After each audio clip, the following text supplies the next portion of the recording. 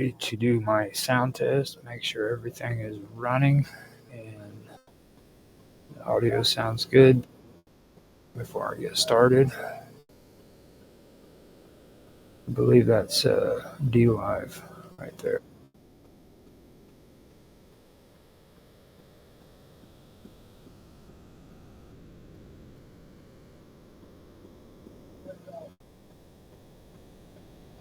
Yep, that's D Live. I can hear my voice, so it sounds good, but it's kind of weird.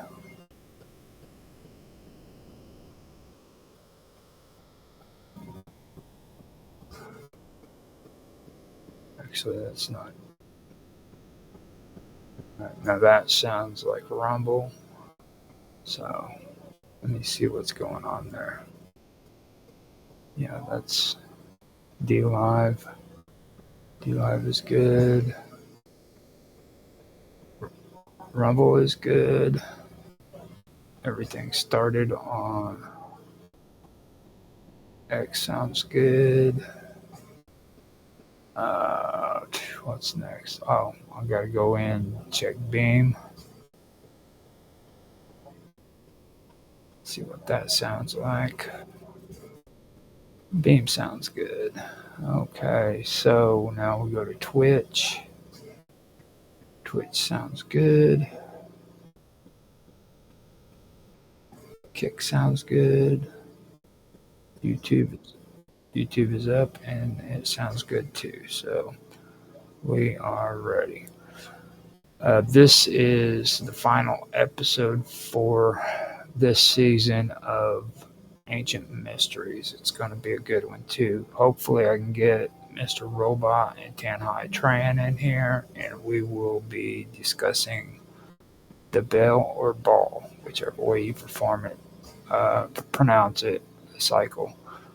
So it's going to start at the top of the hour, and when it does, we'll get into the conversation. But until then, I'm going to go ahead and put some really, really cool music from Mr. Robot, by the way, on so that you guys can hear it. And see which one we want to do here.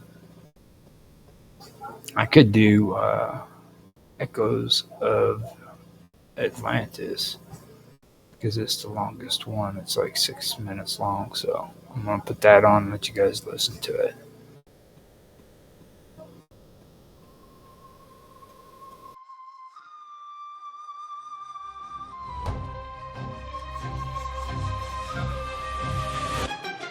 Once the gods carved earth like a cosmic chessboard, Poseidon claimed Atlantis, his star-born accord.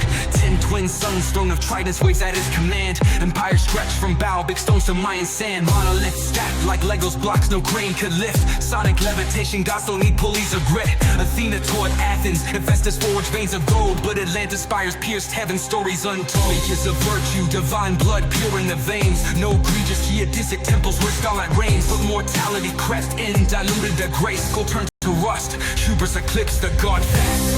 Of Atlantis, drowned in the deep. Poseidon's lost kingdom, where titans still sleep. From these tetragonical to cold section, all as above, so below. Cosmic empire of law and princes of plasma, their thrones now debris. Echoes of Atlantis, where gods walked the sea. Watch the fall, saw vice crack the divine. Pyramids hummed warnings, but they ignored the signs. Sky split with fury, tsunami swallowed their pride. Atlantis sang screaming, but blueprints survive. Arbex foundation, stones that define modern math. 1,000-ton puzzle, gravity's aftermath. Scholars still baffled how they align the stars. They rode cosmic currents, breaching space-time's bars. Now divers chase shadows, where crystal cities gleamed. AI scans the ocean, but truth a half-dream. Dream Freemasons whisper maps in their launches of lore. Plato's Critias, a metaphor or a war. Echoes of Atlantis, drowned in the deep. Poseidon's lost kingdom, where titans still sleep. From Egypt to Tijuana, cold attention, all as above, so below. Cosmic empire of laws and princes ashes of plasma, their thrones now debris. Echoes of Atlantis, where gods walk the sea.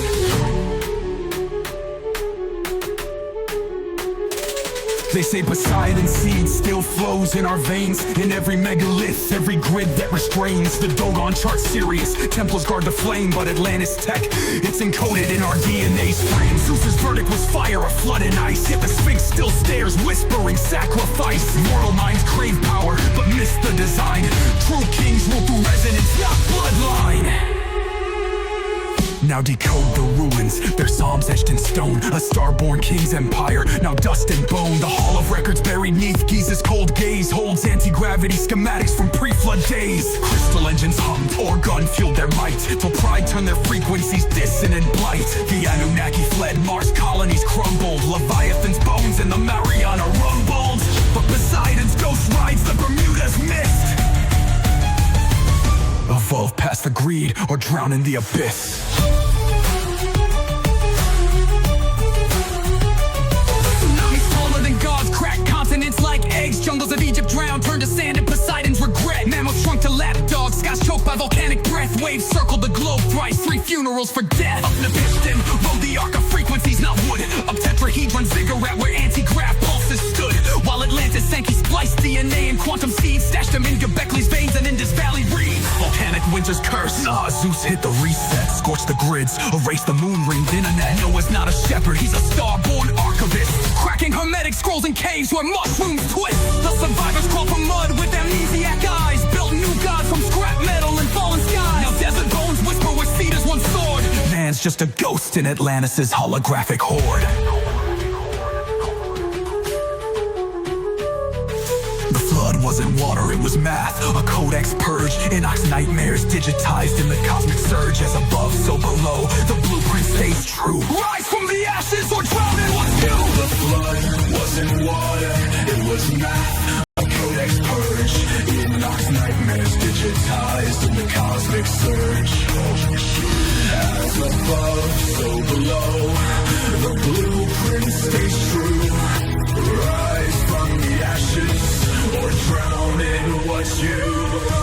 Echoes of Atlantis drowned in the deep. Poseidon's lost kingdom, where titans still sleep. From Giza to Tijuana, their codes etched in awe. As above, so below, cosmic empire of war. 10 princes of plasma, their thrones now debris. Echoes of Atlantis, where gods walk the sea. So when you see Stonehenge, Angkor Wat spire, know Atlantis lives in quantum choir. The gods were missed, their mentors in code. Rise from the ashes, or repeat what they owe.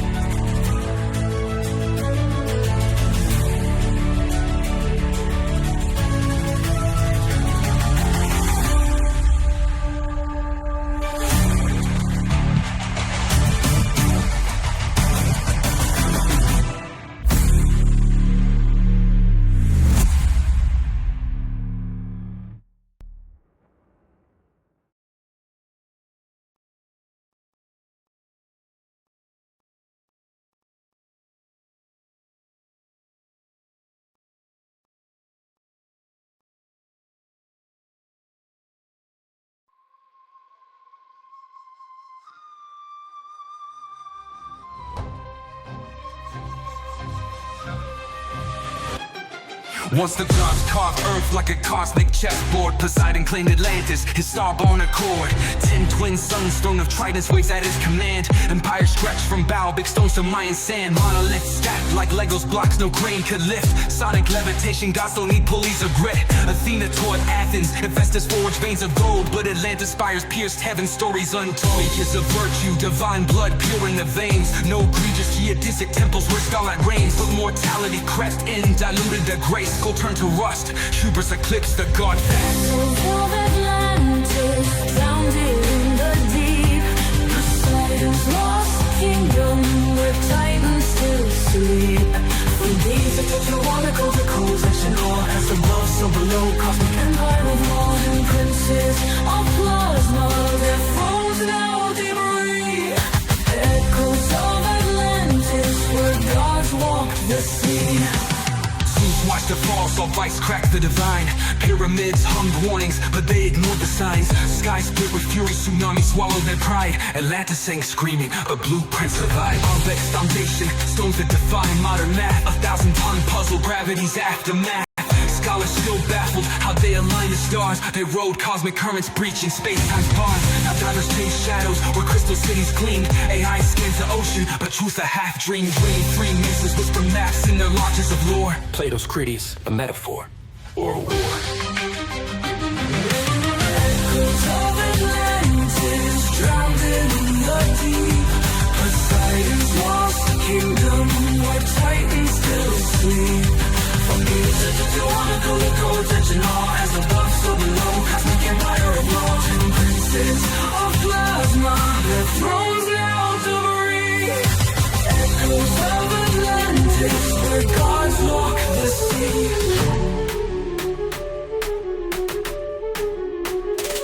They say Poseidon's seed still flows in our veins. In every megalith, every grid that restrains. The Dogon chart Sirius, temples guard the flame. But Atlantis tech, it's encoded in our DNA's frame. Zeus's verdict was fire, a flood and ice. Yet the Sphinx still stares, whispering sacrifice. Mortal minds crave power, but miss the design.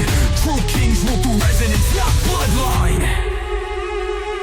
Now decode the ruins, their psalms etched in stone. A star-born king's empire, now dust and bone. The hall of records buried neath Giza's cold gaze holds anti-gravity schematics from pre-flood days. Crystal engines hummed, organ fueled their might, till pride turned their frequencies dissonant blight. The Anunnaki fled, Mars colonies crumbled. Leviathan's bones in the Mariana rumbled.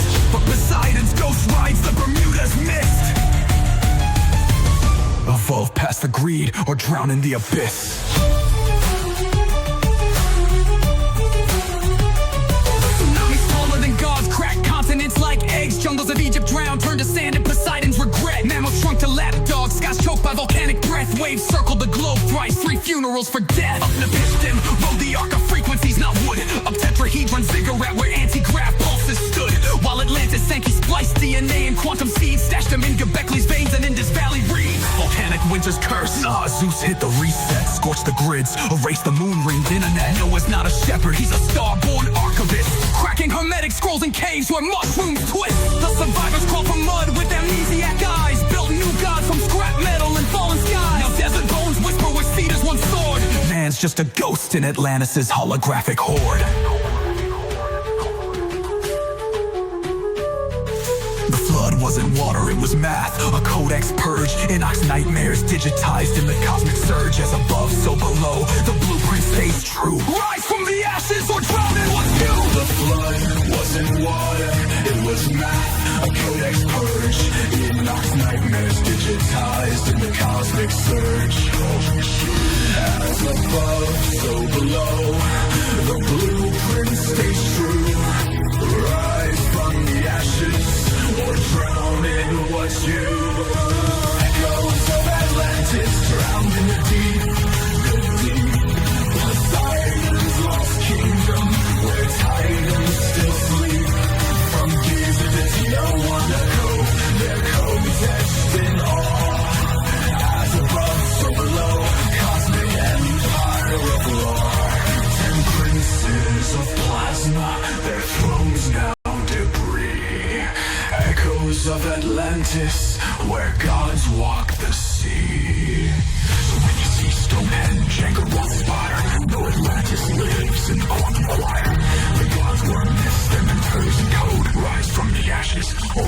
what they owe.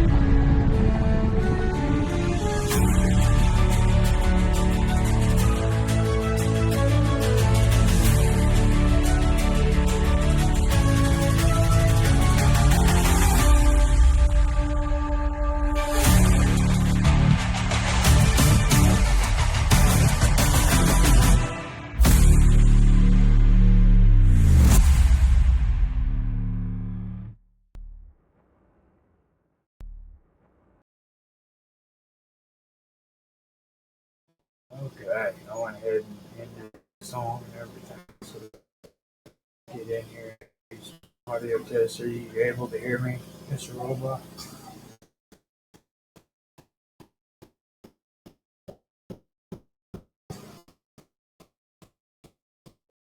Sorry, I just had to find my mute button. Yes, I can hear you. You're just a little quiet. I don't know if I am as well. Well, I'm kind of quiet on. That's actually my voice right now. This is early for me, so I like just woke up maybe about 2 Okay. hours. I just mean like compared to the music before. I don't know if it's a problem on OBS or whatever. Oh, I'm not on OBS.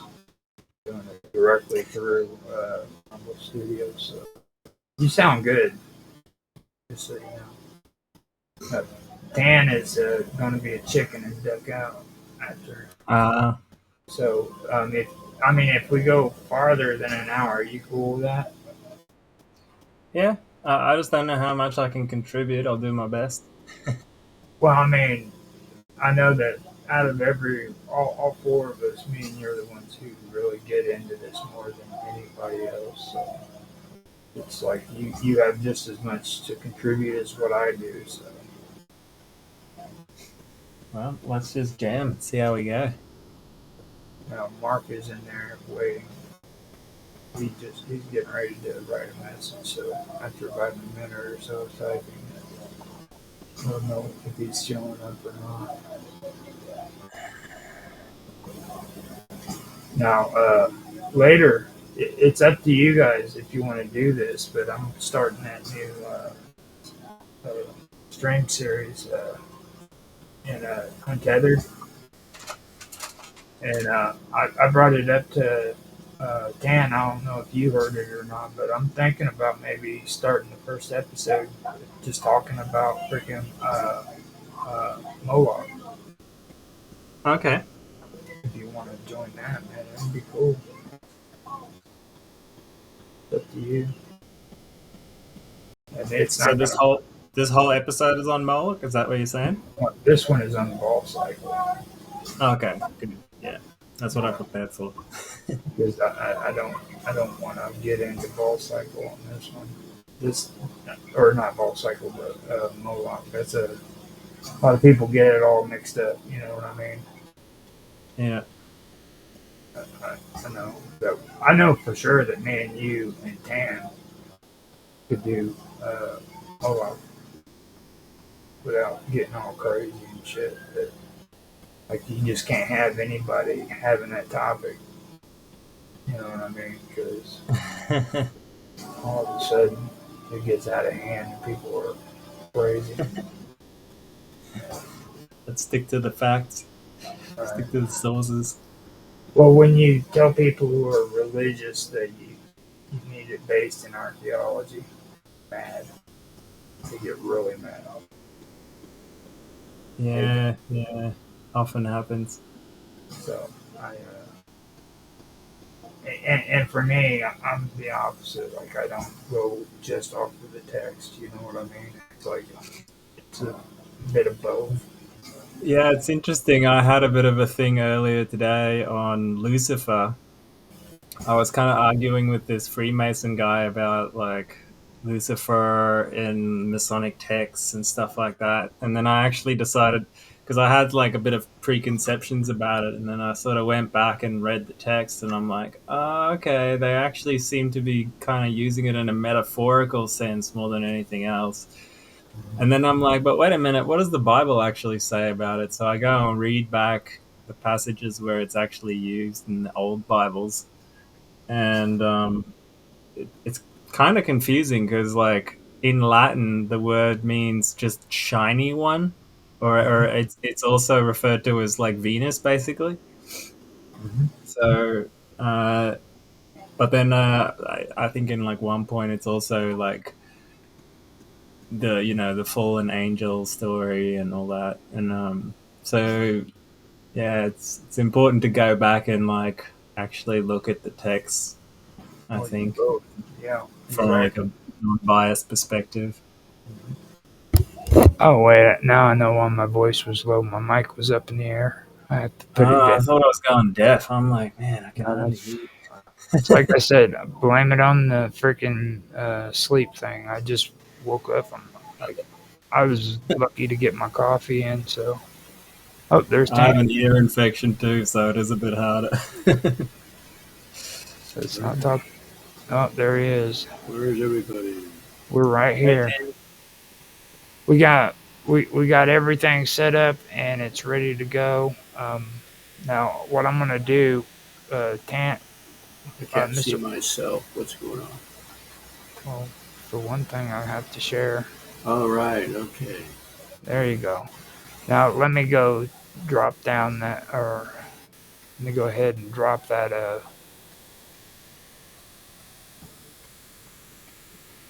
background or overlay, I should say. That way, it's a picture of you. No, you should move my picture. Where am I the only one on screen? Yeah, you're the You only should move one. my picture to the bottom of the corner and leave your main background.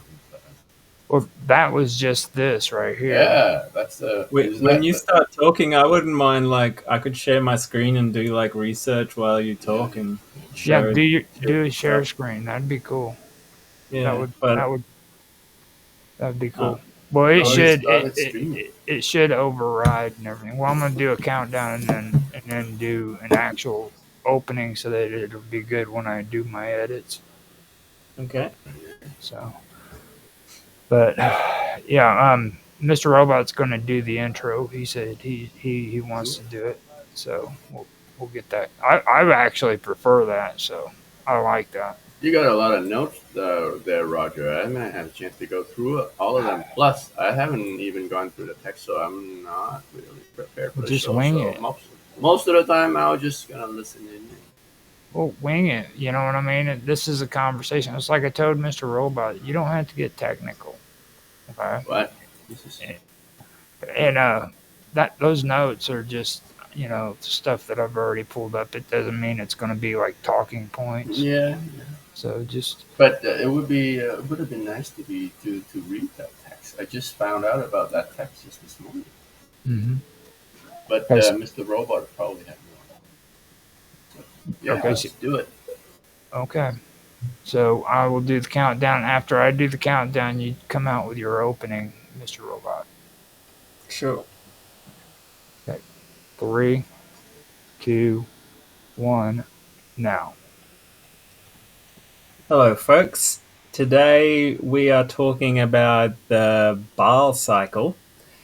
The Baal cycle is a ancient Ugaritic text that dates back to around 1500 to 1300 BCE that recounts the mythological stories of the Canaanite god Baal, also known as Baal Hadad. This cycle of stories, composed of approximately 2,350 lines in 1,500 poetic verses, was discovered on 6 clay tablets during excavations of the ancient city of Ugarit in present-day Syria. The main themes of the Baal cycle revolve around Baal's struggle against chaos and death, his quest for kingship and palace, his death and resurrection. some of the key events that happen in the Baal cycle is Baal's battle with Yam, the sea god, for supremacy. So Baal is kind of like the Canaanite equivalent of Zeus, like a storm god, like thunder god. Um, and he's battled with the sea god for supremacy. Baal's construction of his palace with the help of Kotha wa Kasis, and Baal's conflict with Mot, the god of death, which is kind of like the Set god of Egypt. Um, Baal's temporary defeat and death, and his sister Anat's revenge against Mot, and Baal's resurrection and ultimate triumph. The cycle portrays Baal as a fertility god associated with rain and thunder. Those victories ensure abundance for crops, animals, and humans. It also features other deities like El, the chief god, Anat, Baal's sister and consort, and Asherah. Um, Asherah is also a start, is that right, Roger? Astarte? Yeah, she's a Astarte. She's also Ishtar, and Star, yeah. which are the same deity basically. And then earlier than that, she's Inanna from the Sumerians. This mythological narrative was significant in Canaanite culture and religion and is often interpreted as an explanation for seasonal changes and agricultural cycles.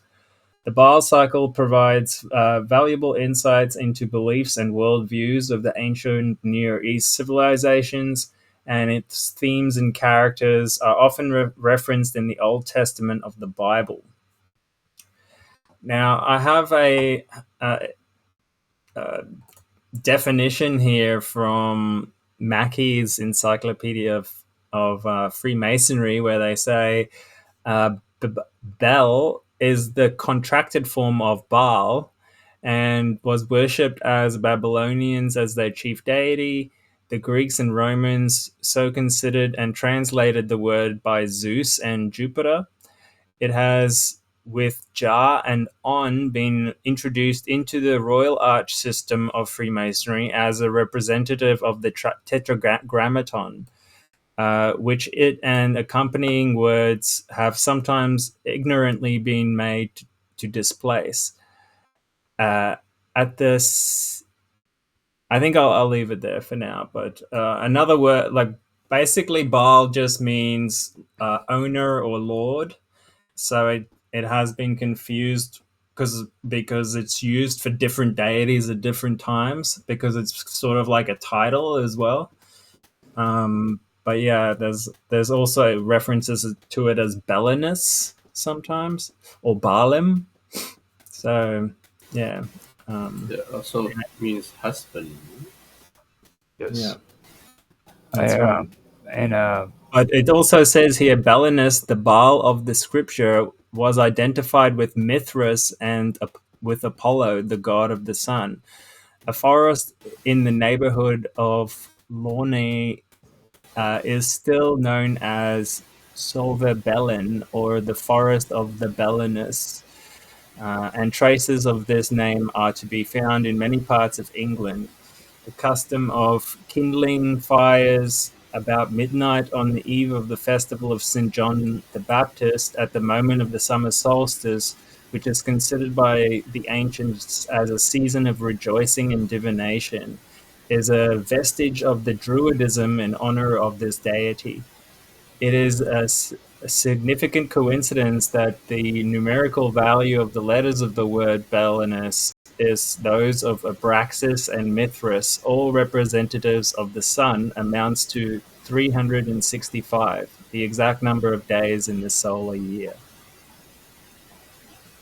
With that, I'll leave it over to you, Roger. now, when you mentioned Bel too, I also want to point out as well, Bel was the Babylonians and Wait, speak to the microphone. Yeah, your voice dropped out. hold on, let me tap. Can you hear me better? Better. Yeah. Okay, so Bel was the name change that took place in Babylon, uh, whenever it switched over from the old deities to the new ones. So when you hear the name Bel, you're actually hearing the new name that was given to Enki. Hmm. Just so everybody knows. And with Baal too, when they start talking about the uh, Phoenicians and Greeks, um, in relation to their deities, it's usually referring to Baal Hadad, or he's otherwise known as Baal Hadad without the H. And that's a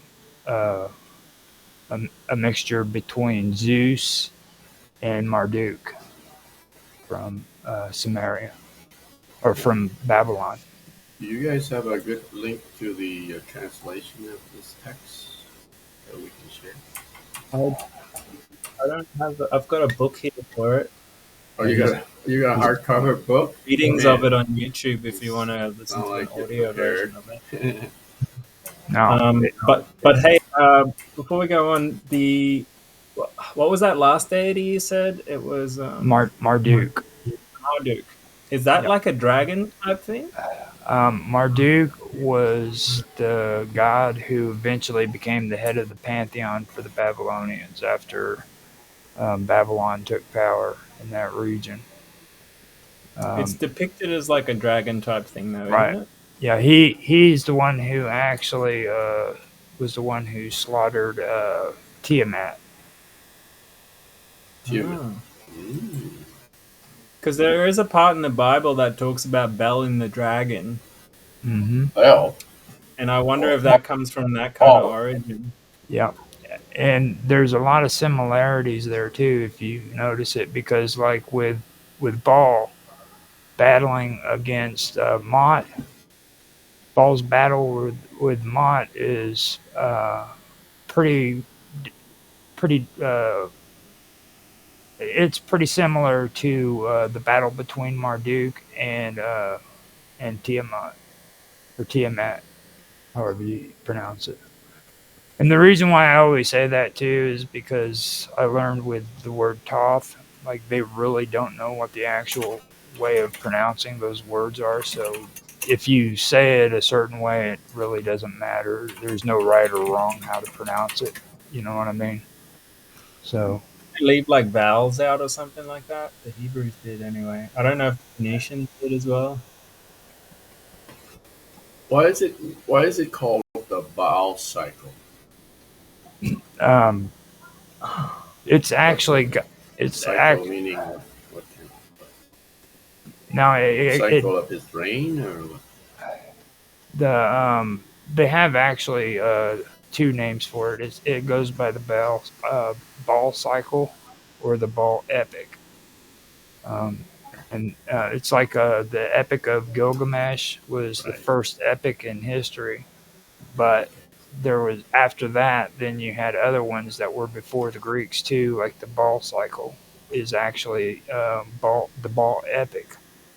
I don't know particular. It says here the Baal cycle is called so because it consists of a series of stories follow the adventures and conflicts of the Canaanite god Baal. Um, I get Okay. I have a feeling it has something to do with the cycles of nature. You know, like Yes. it had a lot to do with the seasons kind of thing, and like they gave sort of offerings for the seasons and stuff like that. Mhm. But it's also known as the Baal Vulgate, isn't it? Really? I I have actually heard that. I didn't really get into what the meaning about that was, but I actually have heard that. Yeah, I And haven't I found like a really good description of why it's a cycle. well at the beginning of my notes, if you notice too, I mean the first thing I come out with, and I agree with you on what you just said, was it contains like several themes, motifs, and cosmological structures. Um, and a lot of this has to do with mythological patterns.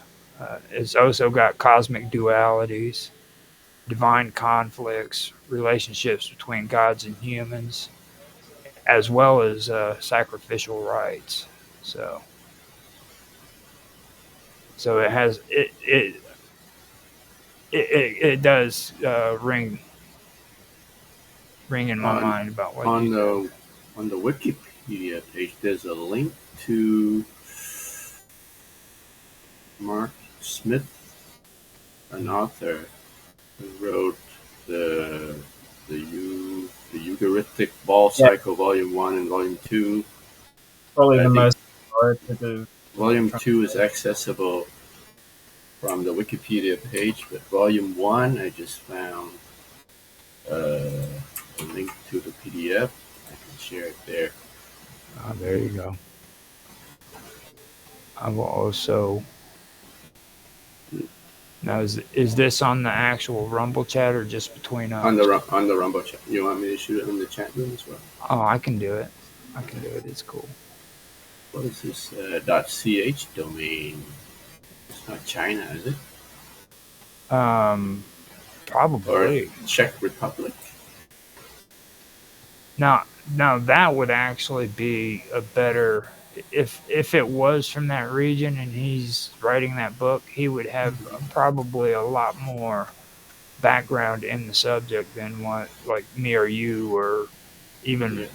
Mr. Robot would, because that's actually the region where most of this is has taken place in history. You know what I mean? Mm.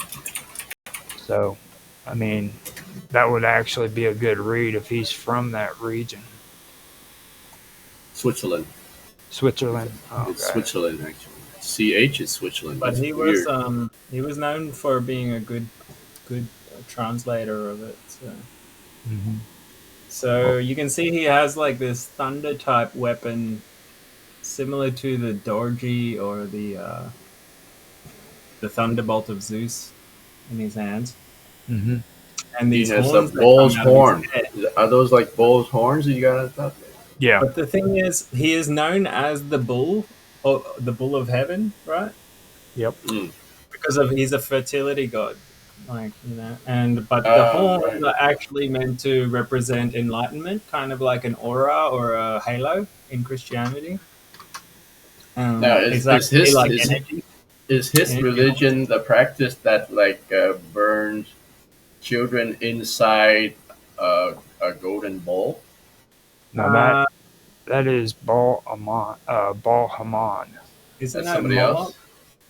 Now that Well, because there's bowl symbolism there, so that's just wondering. I don't know. with ball you have like different balls. You have Bal Haman, then you have Bal Hadad. There's two or three other ones I know for sure.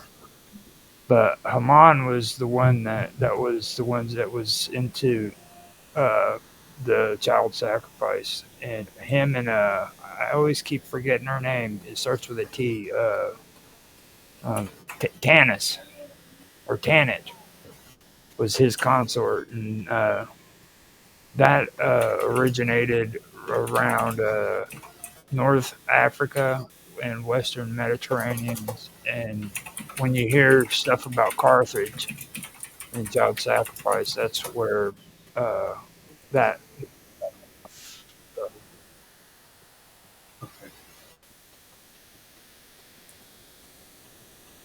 So Mr. Robot said that he was born. So he used to be a human and then he became a god, or He is the son of the god El, I think, isn't that No, it?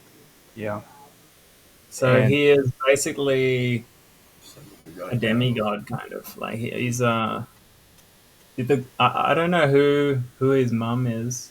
Let me see here. now, Parents now, Dagon. yeah, that's Dagon. Dagon. Dagon. Yeah, that's the one that is really controversial when it comes to like Christians and stuff, because there's parts in the Bible that mentions well, back in the day, whenever in the Old Testament, they used to carry around things like the ark. Okay, the Jewish would Yeah, carry the ark into battle, yeah. and there's stories where Like the Canaanites would have their deities that they carried into battle with them too, and there's a whole bunch of biblical writing concerning that. So, but that's Dagon, I believe, who's his. I'm not 100% sure on that, but I'm pretty sure Dagon is involved in there as something too. So I think it depends on whether you're talking about Akkadian or Sumerian lineages of the story. They Hmm. have slightly different names. Dagon's wife was Shalash, and El's wife was Asherah, which is kind That's, of like Ishtar, that's yep, which Ishtar. uh, which means great mother. And she seems to have been sort of.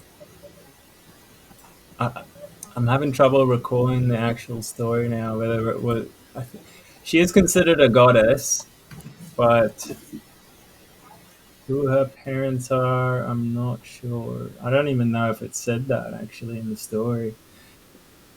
Um, All right, let's get back to Baal. Now, when you mentioned when you mentioned the bull of heaven too, I also want to point out that that is also mentioned in the Epic of Gilgamesh. mhm. It, it's actually a deity in the old Babylonian myths as well, where if you remember in the Epic of Gilgamesh, uh, Gilgamesh and Enkidu fought against the bull of heaven because Ishtar told uh, uh, On or Anu that if he didn't allow her to use the Bull of Heaven to fight against Gilgamesh, she was going to raise the dead. And That because almost sounded like a weapon or something like that to me, or what?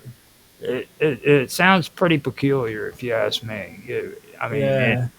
well, he was the Bull of Heaven is the one who killed Enkidu in the epic, Uh huh. and Oh, I wonder if the Bull of Heaven. That's not Marduk, is it? no, no. I was actually going to try to figure out who it was, but they don't mention.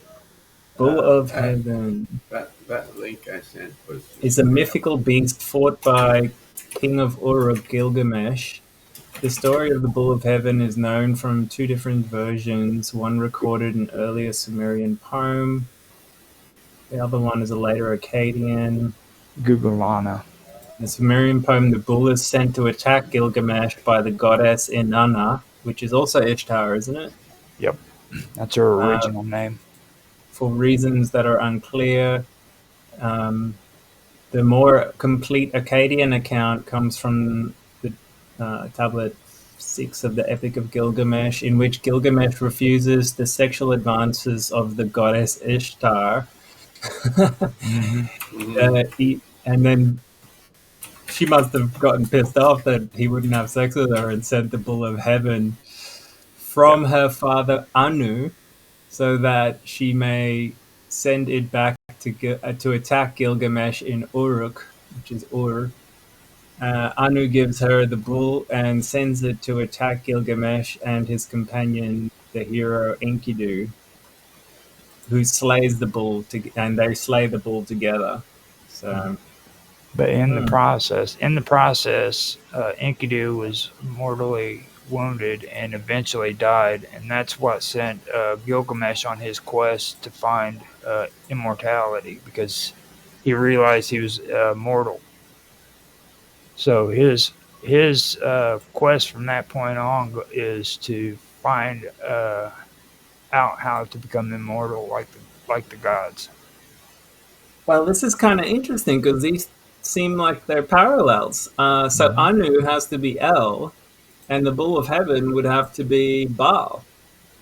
And that explains why in the Baal cycle, Baal gets killed by Mot, I believe. Um, Yeah, he has a conflict with Mot, the god of death, and he is temporarily defeated and killed. So Mot must be Gilgamesh. So he was born. Was he born or was he created out of some god's power? Now, Uh, Born, I think, now, but see, this is for me. This is where things take a little turn on into the real world. Now, this is something that you would know about more too, uh, Tan. You know about Caesarea, Eusebius of Caesarea, Eusebius is the bishop. Yeah, he's the right? bishop of Now, Caesarea. he wrote a book called The Argument Against the Pagans, and he was talking a little bit about this. He didn't get very much into it, but Okay. he did discuss it. And the thing he mentioned that I believe is true, that is Senectunathian, okay, before him made a comment that Who? people Senectunathian. He was a Phoenician. Uh, uh, well, he was kind of like what well an archaeologist would be today. He was like he would gather information and tell the history from that perspective. From all the Okay, information he okay. found. And he made the claim that people were taking and deifying human beings. Yeah, Okay, okay, okay. so So Baal was human that who got deified? I believe that there is a good chance that that happened. Just like I also think there's a good chance that Thoth was actually deified, and he was a human who actually brought language and mathematics to Egypt.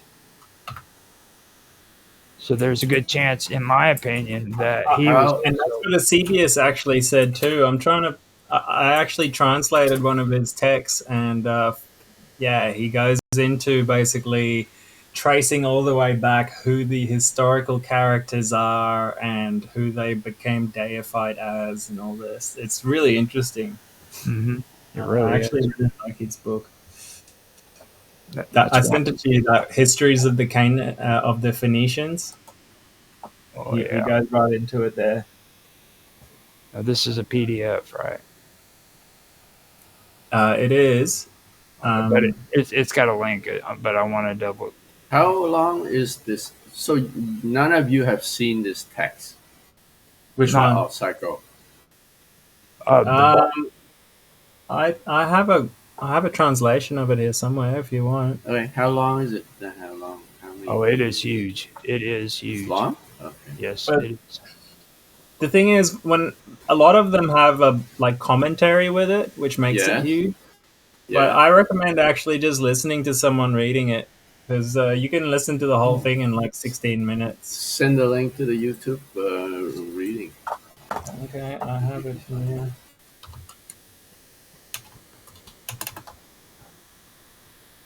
Yeah, and you've got the translation too on Live with No, Roger Hanson on the. Well, the link that I just sent is just a summary. That's crap. I'm still trying to find the okay. full text. Now, I It's just do a table of content of the entire book. I do have the PDF that Mr. Robot sent me. I can send it over Google Drive to you and have you. You can Uh, attach it. Here is No. the audio version. I'll put it in the chat. You can send it in the chat room. Yeah. yeah, Oh, that's what it is. yeah, yeah, Um, yeah. Okay. There we go. Now, how long is that? What? How How long long? is this video? Yeah. Let's see.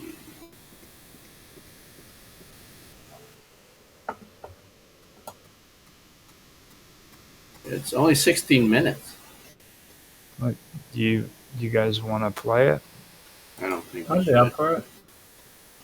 Well, I mean, You get into We copyright. remember. yeah, we'll get into copyright and stuff Yeah, too. yeah. We remember YouTube. It's on Hey, YouTube. There's Mark. Marcus here. There you Yay. go. Indeed. Right. There you go. Welcome. What do you This guys is- think this third hand is here? Third hand. Oh. It's not Well, the he's bull of god of heaven, is fertility, isn't it? That Right? that would be his penis. Yeah. He's the god of it? fertility. Coming out of his fertility. belly button. Now, So interesting. Yeah, I'm still wanting to see the full source text. So there is a religion, in the, I don't know what, you go through your talking point, and then I can question, comment. now, also, just to point it out to anybody who is listening, they were very, very, um, what, penis oriented in the ancient world. Just so people know, like Fertility oriented. Yeah. well, what do they call it? Like a certain terminology, and I keep forgetting it. But Phallic. phallic. They were very phallic. Like, Good call. Mhm. So you're going to find a lot of references to masculinity and the penis when it comes to Well, it was a symbol of like fertility and renewal, right? right. They how saw did the he god as, become? like, How did he get resurrected? Who resurrected? his sister resurrected him. Oh, His sister consort, sister / consort. Anat. Now, he was the storm god and the god of fertility. And How? So his sister was also A goddess, a goddess, yeah. And like a goddess was- of war and hunting. She's like, was he pretty- not a god before he died? That- he was. now, Why he didn't? How battled couldn't another he god. resurrect himself? Why did his sister have to resurrect him? see, He was that's dead. that's actually a good question because that's something that I found out too. Like old gods in the old beliefs. Okay, they didn't see gods as being immortal. Well, immortal maybe where they could live forever, but they didn't see them as being invulnerable. Like Mhm. they could actually die. The and The Greek gods were invulnerable, right? no, actually, No? Kronos was killed by Zeus, and Okay. what was his name? Was it Eusebius? I believe that Zeus Yeah. cast it to the earth, and he was crippled. Not Eusebius. Who was that? It was the guy who does the forge. Oh, right. I forgot his name, but yeah, these deities weren't portrayed as like being invulnerable and everything. Like they actually had human traits. They were actually kind of more like aliens, we would call them today. right, Well, right. actually, we would, They- if you want to compare them to heroes. They were heroes. Yeah. Well, yeah. I mean, the Well, I mean, the in the Greek chief mythologies, they have god, gods and they island in also the have sky. heroes. Yeah, you're right. What did you say, Mr. Robot? The chief gods like or Anu kind of lived in heaven in the sky, and they sent their children, which is like Enki and all those guys, down to Earth to sort of govern over the humans. And they ended up infighting among themselves often and killing each other and stuff. So, Right. yeah. Now- Do they have? Bible So what kind of heroes. godly powers did Baal have other than fertility? El. Saying- Baal? El. You talking about El? No, Baal. Hell yeah. Oh, Baal. Now, Baal was, I believe it was thunder or lightning, like Zeus does, Like because Zeus? like Zeus, and that's what I was saying at the beginning. He's a combination of Zeus and Marduk, which, by the way, I didn't know until I finally did this research. So, um, that's one thing that threw me off, or that really woke me up to a lot of things because I didn't realize how connected the Phoenicians and the Canaanites Mm. and the Greeks and all of them were. Like, I personally believe that they actually knew more about their surrounding cultures and the other religions around them than what we know today. Like, in reality, we know less than what they did. You know what Right. I mean? Um, Well, yeah. being honest, I mean, they just not only do they know about their religious beliefs, but they know about the other religious beliefs around them, which I found really, really amazing. Just my take on that. But, I think that a lot of people have people in the past really mixed up. They don't really understand just how connected they were to one another. Yeah, You know, totally. They um, share words and stuff as well. because Some scholars believe that El is related to the god Ptah from Egyptian mythology, and because another connection is seen with the Median angel Pathil, whose name combines with both terms Ptah and Il, um, which other people think it's Kothar Wakasis, which is another character in the story actually of the Baal Oh, let cycle. me But when you look at the god Ptah, he's got green skin like let Osiris, me share you know, this and he slide. has this like strange rod thing that looks more like a So I energy found device of this some kind. I found this chart on Reddit that showed the Canaanite pantheon, right? So Baal is somewhere near the bottom of yeah, the hierarchy. So at the very top, there's this. Yeah, he didn't even have a palace to start with, and his sister had to come kind of beg to the chief god to give him a Right. palace. So now he's a god of fertility, weather, and season. His sister Anat is goddess of war and hunting. now So they're all the same. They're in the same. So, but he's the son of El and Esherah, like you said. Yeah, yeah, yeah. yeah. Another But and thing, then I thought, and then El is not even like the chief god. Above him, there's Shamuma and Ursu, and then at the top is El Elib, which yeah, is like oh, the father of all gods, I guess.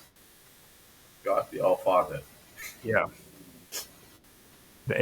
they have like this huge, huge pantheon, and if you also take when you talked about the brother and sisters, okay, you look at Shamash and Ishtar, okay. Now Shamash is a good example of the Where's kind of Ishtar similar. in here?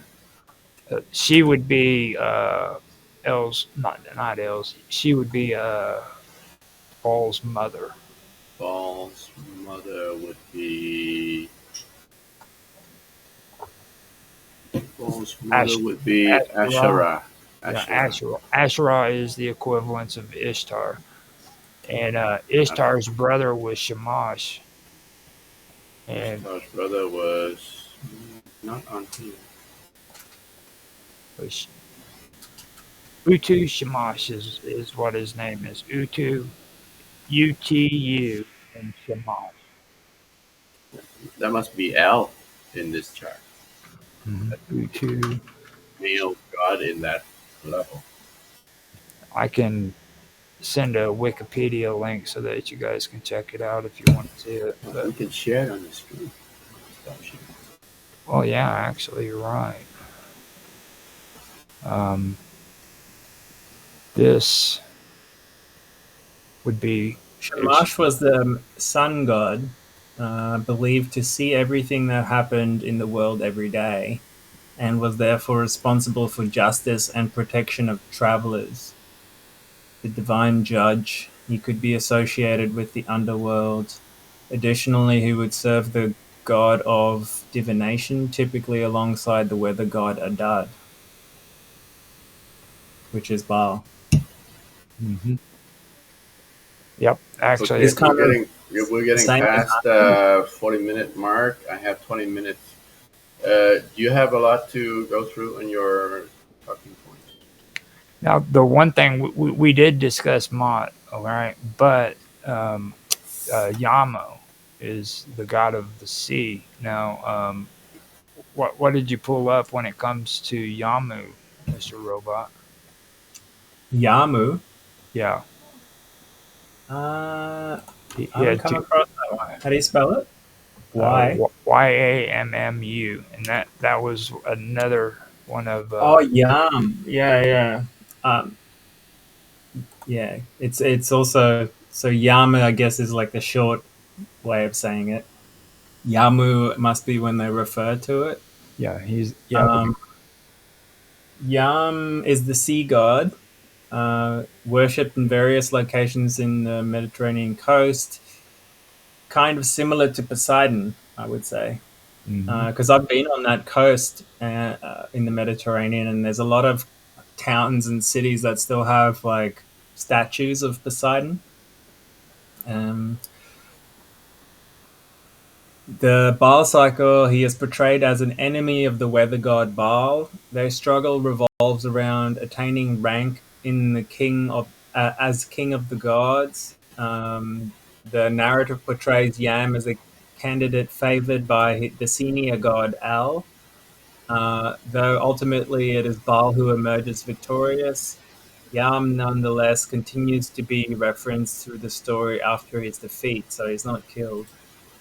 In texts from other archaeological sites in Syria, attestations to Yam is largely limited to theophoric names. In Imar, he was among the many deities venerated during the local festival Yukru, which took place once every 7 years. So, Yeah. Now, see, kind of too. with these two, you've got Mod, which is death, and then you have Yam, which is the sea god. And what I've been learning here is like there's like this duality that takes place, and you can see it all across these different theologies. Okay, now Well, get this. In the Hebrew Bible, Yam appears to be an enemy of Yahweh, yeah, and it's presumed that his presence reflects the reference of a shared West Semitic tradition on early Israelite literature. So it could be that Yahweh is actually Baal, because he's the opponent of Yam. Yam Yah. the one thing that really sticks out to me with it is the the battle between chaos and order. And I've been finding out that like chaos and order is actually the true meaning for good versus evil when it goes all the way back to the pagans even. You know what I mean? They always represented chaos and order as being good versus evil. Mm, You know what I mean? And mm. if you even if you look at like the Bible, okay, look at how the earth was created according to the Bible. You know, it was Yeah. created out of the void, which is just in like in a lot of the or the Phoenician beliefs, they believed in the primordial ooze. You know, Isn't Chaos actually a god too in Greek mythology? yeah, I Chaos. believe so. Not a god. I think it was a titan. If I Yeah. remember correctly. Yeah, it was a titan, so prior to gods. And Yeah, I that think you is might. Yeah, yeah. no. What I got was Paul's struggle against Yamu. Yamu represents the conflict between order which is the fertile world that's symbolized by Baal, and then the chaotic, destructive forces of the sea, which is symbolized by Yamu. Um, this also parallels with other topics like chaos in the Greeks and Hellenistic traditions, where they always talk about it. Then you have Mot, who signifies the battle between life and death, and that connects the rebirth cycles in many mythologies. Now, the Baal cycle. In the Baal cycle, Baal is defeated by Mot and descends into the underworld, and then he returns and he restores life, which echoes the rebirth themes and dualities that we see in gods like Osiris, Dionysus, and other figures that represent life, death, rebirth cycles. I read that all right. Mark is the goddess of order. Mm-hmm. No, Ma. Ma is the. Or did you say Ma was the goddess of order? In Egyptian mythology, yeah. Oh, Ma'at. That's different. Yeah. Now, What did you say? Mot is M-O-T. Oh, Mott. Well, I was wondering, yeah, okay. I was wondering if they're the same thing or not. Well, Mott is Yes, interesting to me because me and Karma went through this the first season that I did this, okay? Now, Mott is weird because it has two meanings. Mott is a deity, but it also is the name for the primordial ooze, okay? And out of chaos, comes order is the way they basically believe in it. Like the stench and the stagnant smells of the freaking of mod, the putrescent odors, and all of that is what created what we know as the world today. Okay, And Roger, I was just going to ask, is there a direct connection between the two I, entities? between that's Mott and Mart. yeah, but well, Mott is a deity, or are you talking about Mott from Egypt? Uh, well, I don't know what. You confused me now. Yeah, you have So Ma'at. Mott is the goddess of um, the god of death, basically, similar to Set uh, in Egyptian mythology. In Egyptian, yeah. Okay. Yeah, Now, the term Mott is god of the also underworld. now the term Mott is also used by the Phoenicians as the primordial ooze, and you'll hear about that too, and that's in their creation myth. Which that's what I was saying. That was kind of odd to me. You know what I mean? Because it went Mm. from that to a deity, um, and you Is there noted. any direct connection between? Yeah, is there any direct connection between Egyptian mythology or Egyptian royalty and Phoenician, such as in a similar way as there is a connection between Greek There's definitely a lot of royalty parallels, and in the mythology. Because the Hebrews basically lived in Egypt, and then they lived with the Phoenicians as well, and with the Babylonians. yeah, So they must have shared mythology among those places. Now, if you want to do a good comparative, when Baal was defeated by Mot and he descends into the underworld, that right there would it talks about rebirth, and you'll see that when it comes to Ishtar going into the underworld, but you'll also see it with when it comes to the rebirth with Osiris and his death. Yeah, and it's also his sister that resurrects him. Remember? Yeah, So exactly. Yeah, it's that almost is. exactly the same story. Yeah. That's that's a good call. I didn't even think about that. But like Osiris, especially when you because when I believe too, freaking that she couldn't put the penis on him, and because it fell out of the boat and the fish ate it. I didn't know Really? that. Yeah, So she made one out of Artistic gold, imagery on right? that one. yeah. And that's what the obelisk is meant to be. It's kind of so. This the Greek Building block. or the Baal pantheon is kind of inconsistent. I mean, I'm reading Britannica right now, who says that that so we saw that Esra is Baal's sister, right? Hmm. And Britannica says maybe Britannica is totally wrong. Britannica says that Asherah has a husband who is El, but I thought El is the father of Asherah and Baal. Right? No, Asherah and El are husband and wife. Actually, they refer to her as a consort. Um, and back in the day, Oh, okay. So Well, you were saying conduct. so Asherah is El's consort, not Baal's consort. Or yeah, they're both. Both. yeah.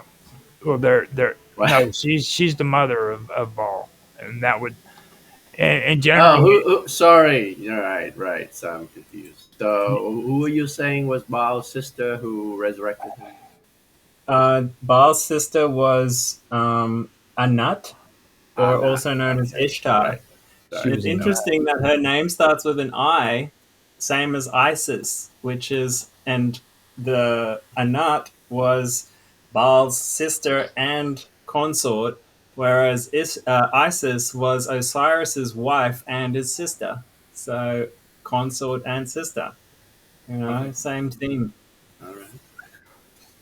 And see, like after Baal's battle with Yamu or Yam, uh, he, uh, Yeah. he celebrated uh, and he was given kingship over the gods and solidified. All right. Now Right. this goes back to what I was talking about with Marduk and battling Tiamat.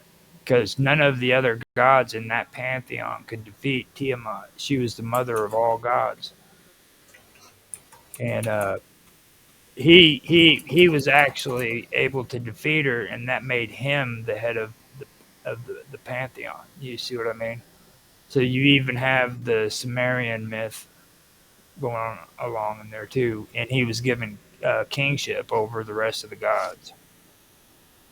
You know, So interesting that they have the whole pantheon, but only the Baal was the only one that the Jews ran into. Huh? well, there were three or four different kinds of balls like that. Well, Baal battled a couple of them, didn't he? He had a conflict with Mot, god of death, and then but who? Oh yeah, and then Mot defeated him. But then he also had the battle with Yam, the sea god, and he won that battle. So he wins against Yam, the sea god, and then he gets defeated by the god of death, Mot, and then he gets resurrected by his sister. Yeah. Okay. So I'm talking about. So Which is in the Hebrew Bibles, they didn't run into these deities themselves, just their worshippers, right? So in the first book of Kings, there was a battle between uh, Elijah and the priest of Baal, right? Who they were challenging. So he was challenging the priest of Baal to raise fire out of the sacrifice. So like, that that says something about Baal being a god of fire. Yeah, I've actually been going through some of those notes too, and that's something that like this thing about fire and water we were talking about in chat, I think that is probably the most amazing part about this concept because you start getting into purification rituals, and I want to be able to actually have a conversation on that. That's why I was asking you guys if you wanted to do another show on that new series that I'm going to be doing, where we talk about Moloch, because there's a lot of different things going on there. I mean, I was really surprised by that, and I think what I was telling Robot was I think me, you, and Robot could actually do a really good show on it and not get all crazy, Mhm. you know, Yeah, because I'd be up for it. well, We Mark, already watched that movie last time. Mark, we can have him come So on, but he might get rowdy and start getting all. Mark? Uh, Mark No gets, way. relation to what? but Moloch, that might Was start. Mark there when you last did the show with Common Kama and about Mola? Um, no, I no, no, no, think no. so. Okay. Maybe. No, no, no. We both missed out on the fun. That one was probably one of the streams that you would have really been glad that you missed out on. Hmm. Just to let you know, I that's the one I told you about where I lost my streamer Yeah, yeah, Cherry. yeah, yeah. He actually said it on his live stream. What? Yeah. Now, Sorry. He cut it out on the recording. Okay. now, I actually like the I Egyptian totally missed story that. because it's so much more complete and it goes for longer. Like it goes into how basically after Osiris gets resurrected, he has a son, Horus, and Horus has another battle with Set, and then I think Set becomes the father of Anubis, and it just keeps going and going, you know. Whereas, like, with the Mesopotamian ones, we only have very partial parts of the story, you know. now, so you when it comes to what we were just talking about and about Ball, okay, what's going on there is it's all about the sacrifices. You know what I mean? Like what Tan just brought up. And sacrifice to them was a way to ensure cosmic order. You know what I mean? That's Uh, right. there's a theme that is it resonates with the idea of divine authority. Um, That's right. They had to appease the gods back Is then. it? Yeah, is this the idea where it comes from that the humanity was created to serve, to be the gods' slaves?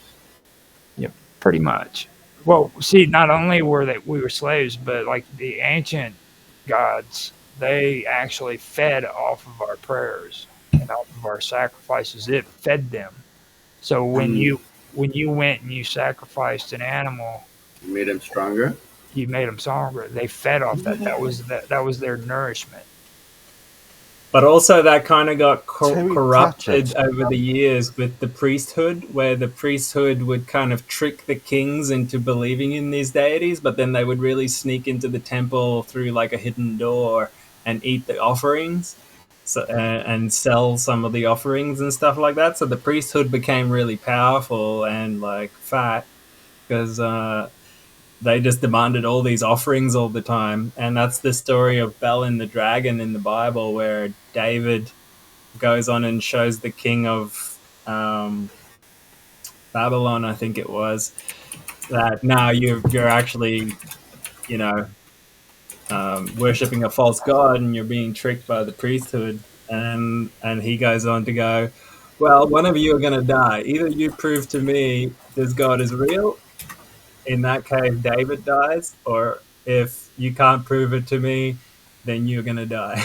And basically, they they locked the door and sealed it with this king's ignet ring. And then the next day, the offerings were gone, and the king's like, "Wow, the gods are real." Then David goes, "No, look at the footprints on the ground. You see?" And then he could see like women and children's footprints on the ground, and he ended up slaying all the priesthood because they lied to him. I like Terry Pratchett's the author of the Discworld series concept on this in which he states that God um, belief creates gods. So without belief, gods do not exist. Therefore, the more people that believe in gods, the stronger the god becomes. Okay. What? So Oh, the wait a thing minute. of I'm wrong. does man create God? Does God creates man? Hmm. Well, it's kind of Guys, interesting. Yeah. I just realized that we have another hour. I just realized our chess tournament doesn't start in another hour. So, all right, Oh, cool. cool. Right on. Yeah. My So, theory is that this is actually like a pre-Diluvian history that was preserved, mhm. and then over time it kind of got piggybacked on by the priesthood and the kings and stuff like that to keep the people under control, and the priesthood would keep the king under control and stuff like that. You know, you see that same theme throughout history, I think. I've been Okay, finding. Mister. Okay.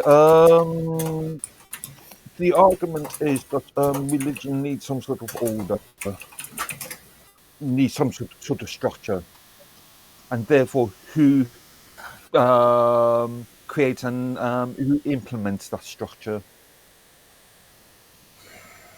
I In this case, would be a church or a monarch. Well, it even goes back That's not farther than that. really what the mythology says, though. The mythologies tend to say the gods came here, gave us knowledge, gave us language, and we ended up building structures in their honor. You know, it doesn't really say we needed to explain the universe and therefore we built these things. Yeah. Uh, That's how I read it. And if you like, I've been getting into I the would argue, Indo-European. well, that's what the mythology.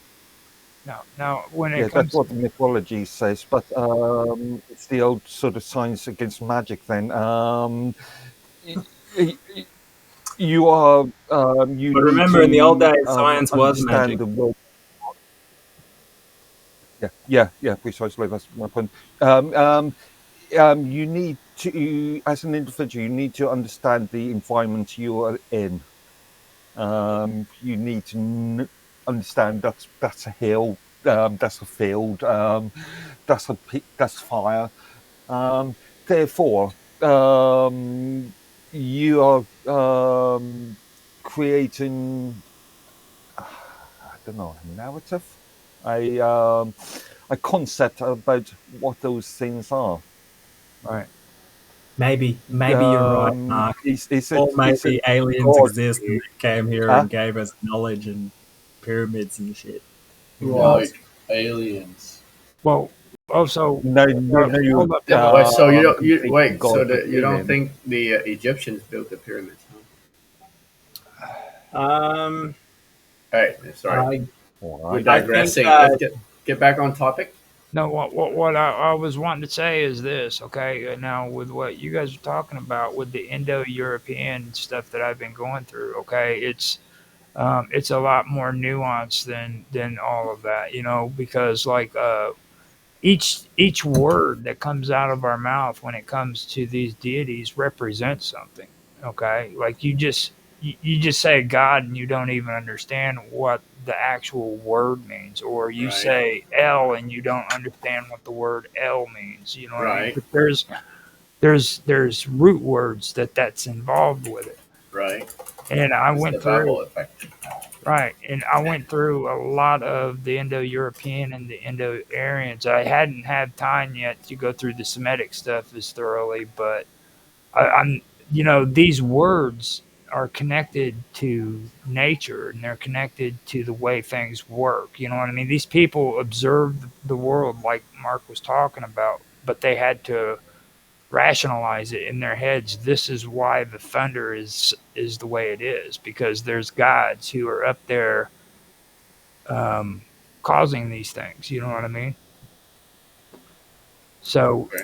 they had to have a rational reason for why these things were taking place. So they And turned them so in, they turn them into gods.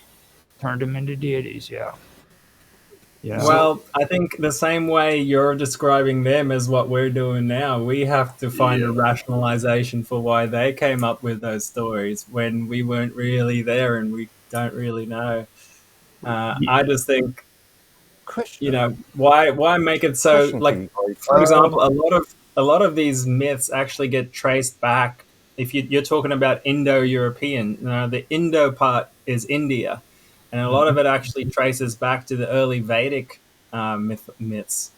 And Exactly. when you read their stuff, it's like mega, mega intricate. Like the amount, I don't know, if there's like 100,000 different gods, and they all have their own backstories, and it's more complex than you would need to explain stuff. You know what I mean? And that's what grabs me is like the complexity of it, and up to the point of talking about Question for basically you. the manas and spaceships and stuff like this. So I find it hard to explain. Is all I'm Yes, saying I just in want Mark's to mind. raise a question. Um, in our sort of modern secular culture, has science killed God? no. No, I don't think so. I think our society Nowhere near it. couldn't function. They couldn't function without God and religion. To be Some honest. people like to The believe. thing is, science and um, spirituality is starting to merge now because science is really just our early baby steps of understanding the universe. The scientists think they understand it, but they're only just getting started. And there's a lot of things that are still unexplained. And when you go back to these ancient times, it seems like they had a somewhat higher form of science where they harness these energies of nature that we're only just starting to understand. So, on the contrary, I think science is discovering God slowly but surely. That's my And opinion. in a lot of Might these say ancient, need to in a lot of these say. Sorry, ancient, in a lot of these ancient uh, mythologies, if you call it that. I like to call them ancient religions because I think it's disrespectful because they believed in their deities just as much as what people today do. But I believe that what the way it is they have they look at the cyclical nature of existence. You know what I'm saying? Um, there's cosmologies there. It's not just they came up with this cool idea about why birds fly. You know what I mean? Um, as time went by, it evolved and it became more and more. Like today, if you listen to these philosophers and you listen to the ones today, and then you listen to the ones that were 2,000 years ago, you it's hard for the average person to understand that a lot of these philosophies came out of these myths and these lores. You can find every single freaking bit of philosophy that we call philosophy today in those ancient mythical lore lores that are from the past. That's where it draws from. You know, everybody talks about Anglo-Saxon. Anglo-Saxon this, Anglo-Saxon that. You know what that is? Anglo means angel, doesn't it? Mm-hmm. But So I don't know what Saxon is.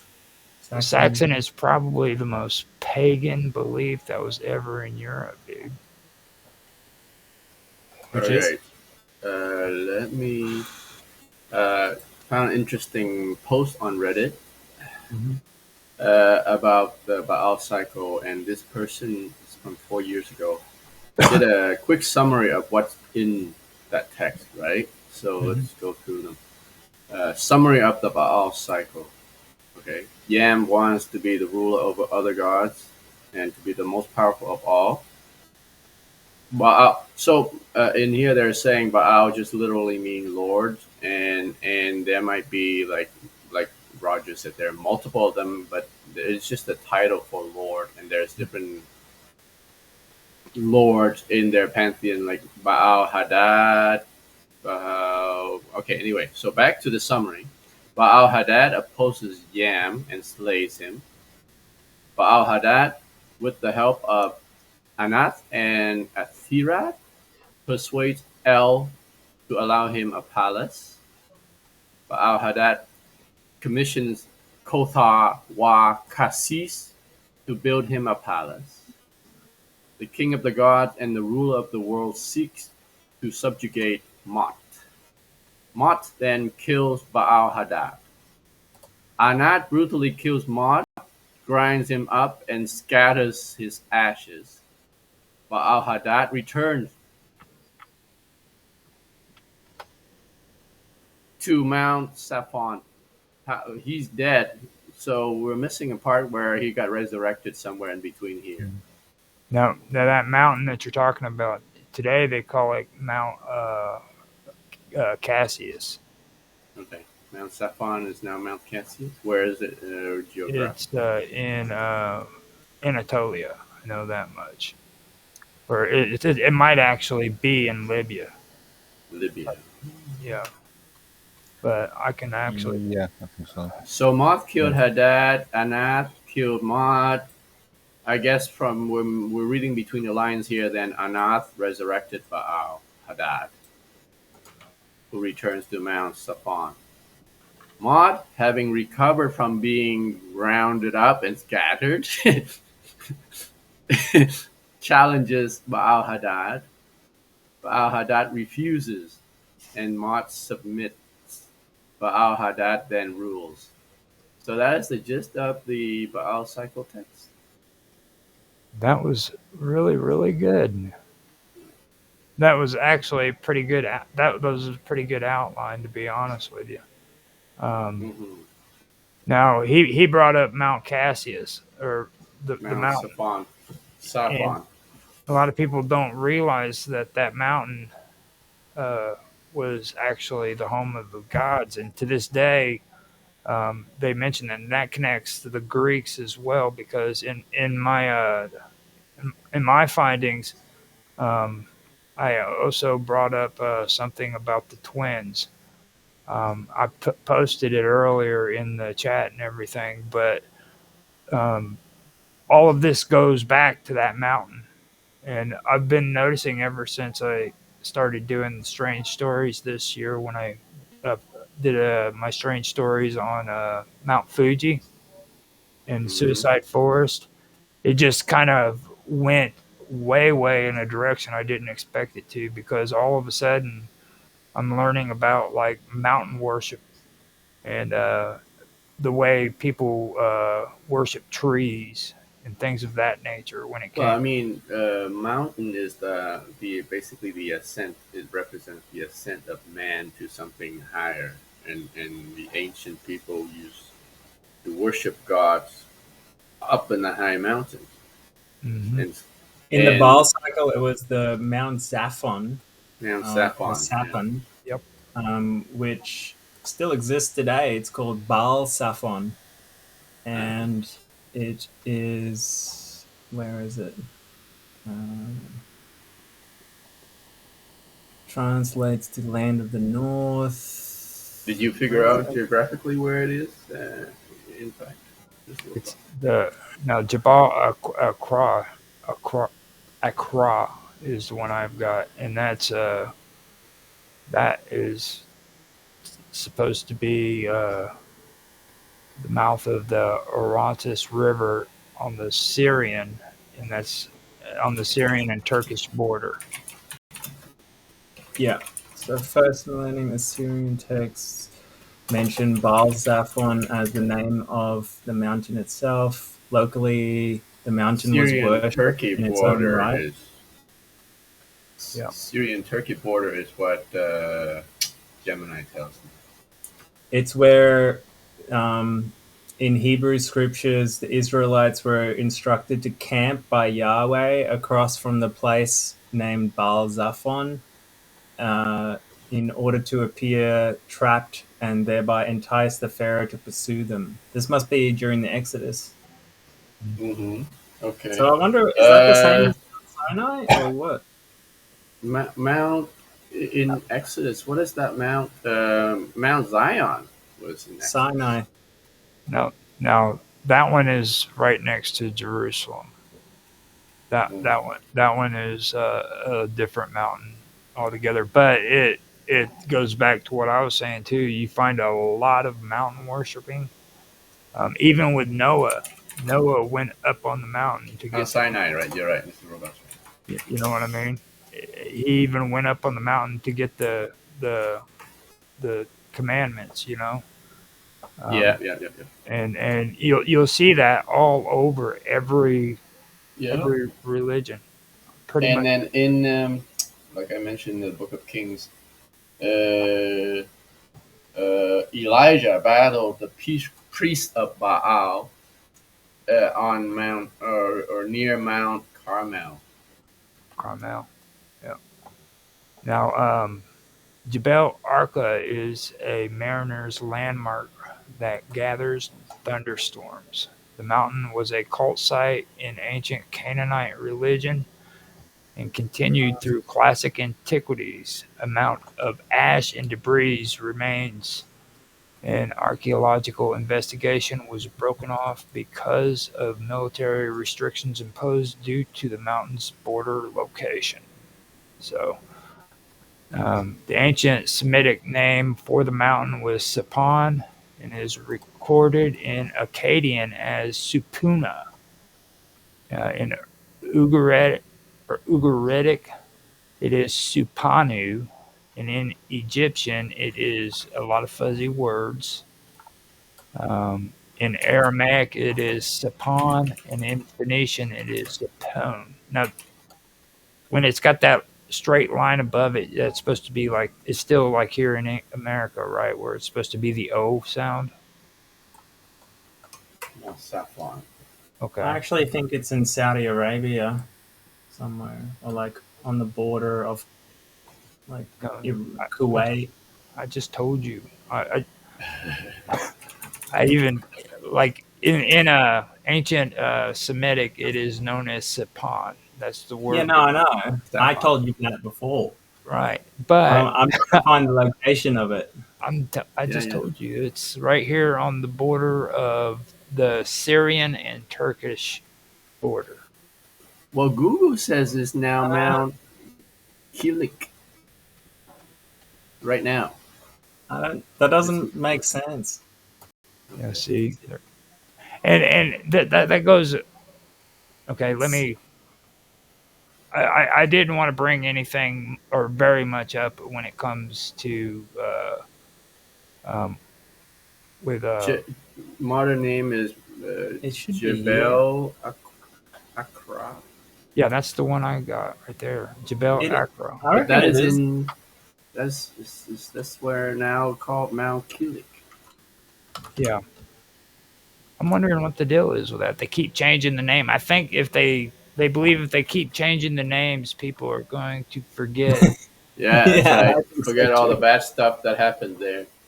You know, like there was actually ancient battle that took place there at one time too. So like this isn't just about folklore either. There was an actual ancient battle that took place there that was like supposed to be historic. Um, I forgot the name of it, but I can actually scroll down and find out. So in the Bible, it says it's where they camped before they crossed the Red Sea. So it has to be on the Egyptian side of the Red Sea. So it'd still be in Egypt, according to the Bible. What are you saying? You found the Probably name of this towards the mountain north. in the Bible? It actually is referred to as the land in the north, so it's got to be somewhere in North Egypt, I would deduce. Which mountain are you looking for? Mount Baal Zephon. Now, Baal Zephon would be another one, and that would be in Egypt. So Baal Zaphon is the location mentioned in the book of Exodus as the site where the Israelites camped before crossing the Red Sea. It is associated with the Canaanite storm god Baal, who is worshipped in various, Mesopotamian religions. That could explain why when Moses came back from the mountain Sinai, worshiping the Hebrew God, he found his people worshiping the bull, the golden calf. Yeah, that makes sense. That makes sense. now, Which which is what I've interesting got because here is the they must have Hurrians. gotten that from Egypt then, because I always thought they got it from Babylon, the whole bull worship thing. Hold on now. Now the Hurrians called it this mountain Mount Hazi, and it considered it the home of the store god Teshub. Now the Hittites continued his worship, celebrating Teshub's victory over the sea in the song Kamarbi, found in the capital of Hattusa. They also celebrated the mountain in its own right, naming it as divine guarantor on their treatises. So that would be actually uh, the storm god Teshub that's there, and they're talking about the Hittites. So Hmm. that All is right, guys. that's not Time Paul. check. It is now 4:20. I'm going to heartbreak in 10 minutes. Okay. Listen to this, guys. The largest mountain on the Egyptian coast near the Red Sea is Mount Catherine, also known as Jabal Kathrina. Jabal, get it? All right, doesn't Jabal just means then mountain? Well, it's got the word Baal in it, is what I'm saying. And it's the Jabal. largest mountain there. Yeah, Jabal. All means yeah, mountain. you're clutching at straws a bit there. He's trying. He's doing a lot of reaching. He's starting to sound like. Well, it's the A lot of straw largest mountain grabbing. in the area where they said it would be. Be careful. You're Makes going to sense. eventually start sounding like Jordan Maxwell. You keep on talking like that. I found it. I think I found it. Yeah. Oh, I'm going to share my screen quickly. I knew it would be there somewhere. This makes Please. sense, actually, why it's not been. Now, just Jabal so in the Bible is also a son, a descendant of Adam. a descendant of what? Adam. Adam. Whoa, hold up. I actually heard something that pertains. All right. Jabal. So- I mean, it's just the so name see, Jabal. It's Yeah. where they camped before crossing the Red Sea. And here it says the largest mountain on the Egyptian coast is Mount Catherine, Jabal Kathrina. Jabal. And this is it here. It's actually just over the water from the Gulf of Suez. All And it's right, kind of okay. at the tip of the Red Sea. Now, Right. where was Aaron buried at? It's a huge mountain range. Hey, You could kind of picture gods living here. Like, look at this. robot, It'd be a difficult terrain to climb through and stuff. Mr. So Robot. in the Baal cycle, they say the god lived nested in the mountains, and Hey, that's where his abode was. where did Moses bury Aaron at? Ararat, wasn't it? Okay, so Jabal is Arabic, meaning No, I don't know. mountain or hill. Yeah, that's what it is. I figured he got carried away and started. I figured it was like Jabal is he's Arabic. done good so far. He hasn't mentioned freaking remote viewing at all. Jabal is just actually, an they Arabic do a word remote which means mountain on or hill. Moses. So But look at this mountain range, man. It's huge. Yeah. Huge. now Sinai, I actually found out a lot of cool stuff about that area. Like there's a lot of archaeological sites there that aren't even being really checked out there. Like you know how we were talking about the Semitic language being two separate types. There was the Northwest Semitic language group, and then there was the African Orient, what was Afro Oriental or Asiatic Semitic group. Mhm. Um, there is actually a an archaeological site that's over there that connects the languages where Jews were incorporating both Egyptian language in with their own languages. So I thought that was pretty cool. Um, there's parts that were in the Bible that were taken out because it was kind of controversial. Like there was a woman who was supposed to be a hero um, that was in that region, and they had a lot of stories about it, and it was really weird when I heard it. Is all I'm saying. Like it was a real strange.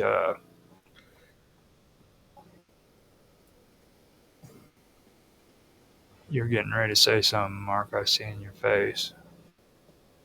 Yeah, I'm wondering if it is strange because I'm just thinking of how languages evolve, how one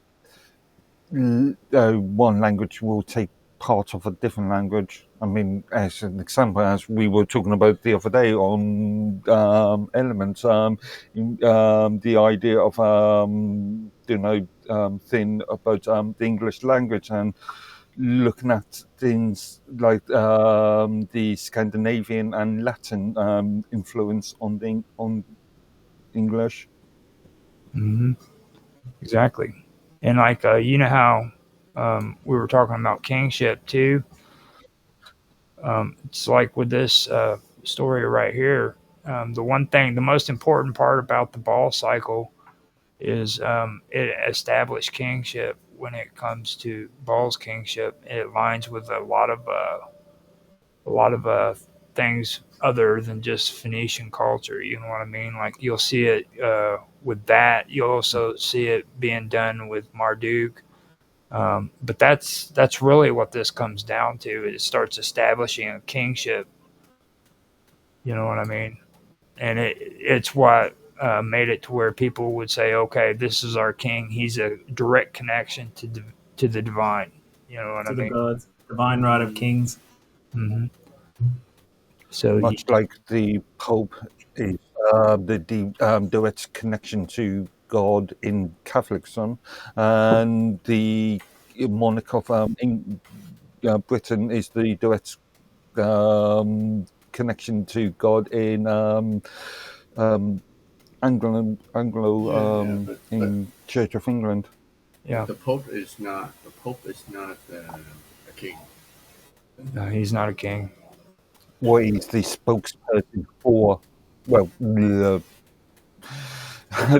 that depends on Is the he a definition of spokesperson a for king, God? but in modern, He's like God's prime minister. yeah, Yeah. Well, we like to call him yeah, the once. intermediary. The intermediary. The, Be careful. Be careful where you tread here. You got a Catholic in the room, so the real Mount Sinai is still disputed. Hey, no one has really Oh. found it Hmm. you know. And until I was I going to think I bring. found it, guys. I think this is it. I think it's this mountain. Well, it's supposed It to would be have to be. half. It would have to be between that first mountain and Israel, and this is the only big mountain in between, and it's pretty big, and it's got the water and stuff coming out of it too. Yeah, that's the key point right there. That's where the water was supposed to come out when he hit the rod on the ground and the water came Yeah, up. yeah. And look at it. Can you see the picture? Yeah.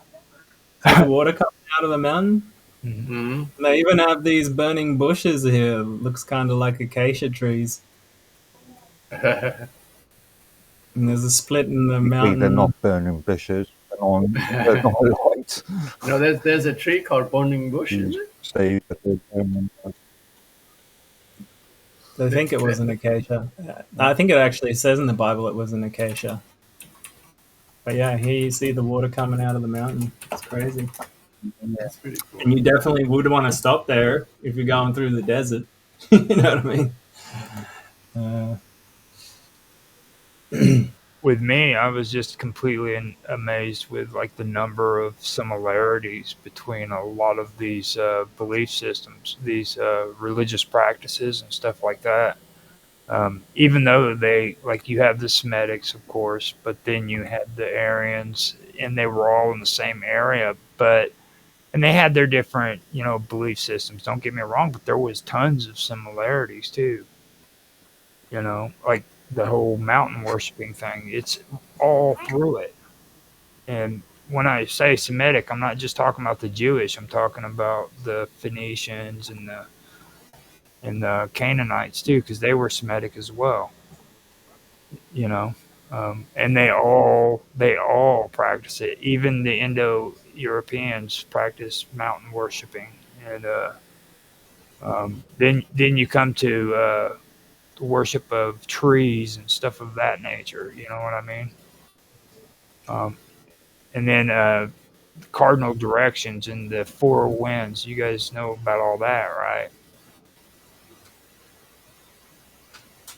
That was like the I primordial. think it reminds me of the conflict we had with Mia about Mahjong.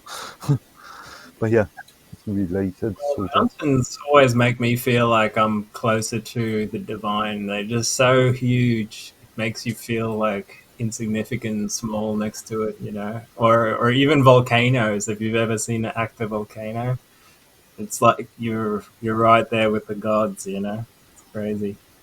Let's see that. In a pagan point of view, though, that is very spiritual. A volcano is, and it's like with Mount Fuji. That's kind of what got me started on it because Mount Fuji's ground is solid volcanic rock, and everybody calls the Suicide Forest a silent forest. Like you go in there and you hear nothing. Okay.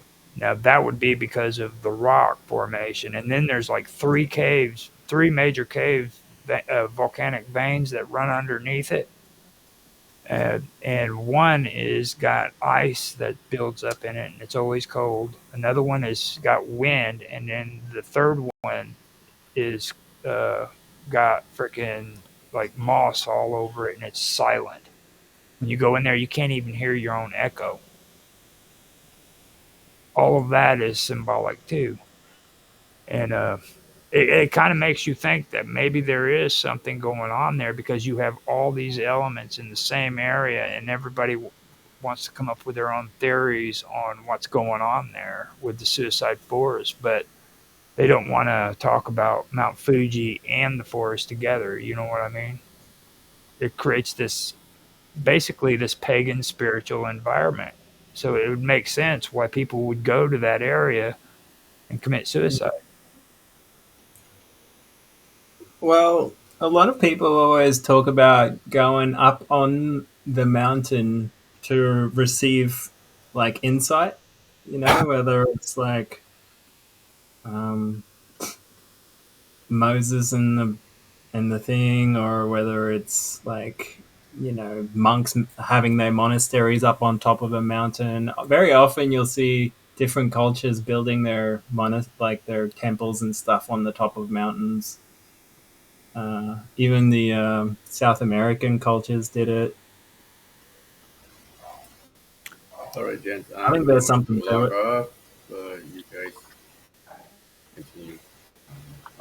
Glad you I showed have up, a man. theory that because mountains are made from like basically uh, volcanic structures pushing the core of the earth up.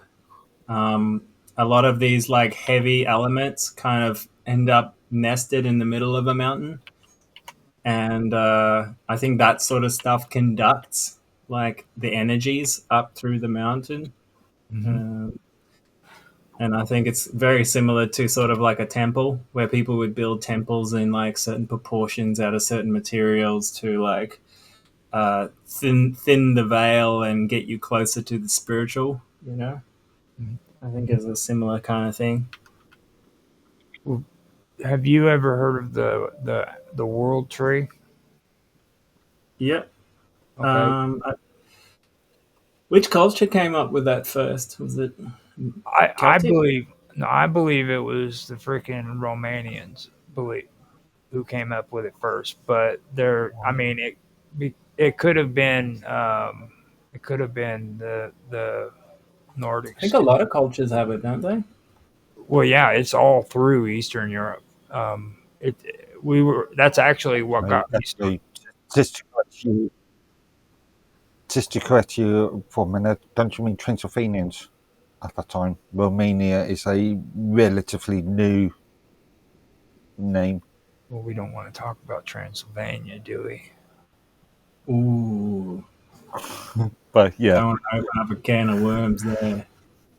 You know. Well, I mean, um, when you talk about Romania, though, then you bring in the larger scope of things too, because then you have to take into consider the Romanis, the gypsies from Romania. You know what I mean? And that takes it all the way into the real folklore. Like people today don't understand like the Easter egg came from Romania. It's a Romanian, yeah, it's a yeah. Romanian folklore. I did not know that. Yeah, I thought it was more German, more it's really Central interesting. European. Yeah, I just did an episode on Mm. Wild Talk about it. How the hell do you get an egg out of a rabbit? Is what I want to know. That is a good question. You know, I actually would like A chocolate egg out of a rabbit. see now. Now you're getting me hungry. Now, Uh, that whole thing about the Vedic traditions, okay? The Vedics especially ties all that together because that is 100% Indo-European. You know what I mean? So that brings it into the tie, and then when we start talking about the world tree and mountain worshiping is pretty close to the same thing. Axis Mundi. Yeah, the And Axis I'm Mundi. reading here, even indigenous Mesoamerican cultures have that concept. Even the Maya, Aztec, Olmec, they all have that concept. So my theory is that it's actually antediluvian. It probably comes from like Atlantean times, and it sort of must have spread across the world early on in the piece.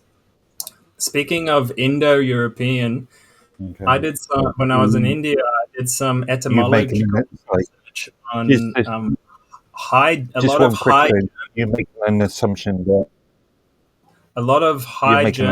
Old High German you're language assuming that words. existed. What? Yeah, yeah. I'm just saying that you're making an assumption that you are assuming that Atlantis actually existed, which is Well, questionable. I'm just reading it like all these places have the same concept that supposedly aren't connected in the modern day, or like so how did they get the same concept so early on? Like the Olmecs are really old, right? Yeah, the Um, Olmecs are one of the oldest ones here in the so it Americas. kind of alludes to an earlier culture that either traveled across the world or an empire that stretched across the world. What's the earliest one we know of? Atlantis. Well, that's Um, I that's just want to quickly What's the make this earliest point. one that we assume, now not now know. We the don't know that oldest Atlantis actually existed. the oldest empire that we know existed was the Sumerians. Just to put that out there, because and if you take a look at the Sumerians, you will find that there are a lot of mysterious things involved with them. Okay, like But we don't know where that freaking language group came from. It's not related to any language group that we have today, and we don't know where it came from. consider this, Roger. Who built the structures that used to make up the Baalbek stones in Lebanon? Because they Well, were ruined, like when we found them, and they're massive. We're talking like one stone, 1.2 million kilograms, you know, and they were just strewn across the land when we found them. And they go back to like it probably as early as the beginning of Sumeria or before, you know. And they also don't. Oh, they for the longest time. This goes back thousands of years. There's always been uh, lore that giants were the ones who built Baalbek. I mean, and this isn't like some new Well, alien we can't move belief. those stones today. I don't know how the hell they did it, to be honest. I'm just pointing out the fact that like this isn't like some new age UFO thing. I mean, this is stories that go all the way back to ancient times where they talk about giants were the ones who built those structures. They literally say they give credit to giants In which text?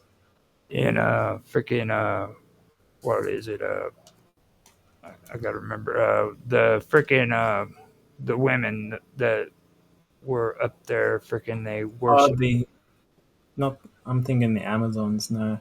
Well, the Amazons worship the same at the same place. They actually did go there. What was it? They were the oh my goodness. Um, now I'm gonna have to do that. I know the city of Dan was near there.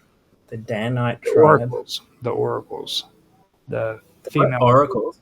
the oracles of Problem. Delphi, of Delphi, I've Ah, just yeah. noticed a problem. the oracles of Delphi spoke. I've just noticed a problem. You've been talking about Atlantis and Amazons, but these are just alleged stories based on Plato Not the Amazons, dude. stories. Yeah, but do you know where Plato got them from? No, dude. The Amazons are not fiction.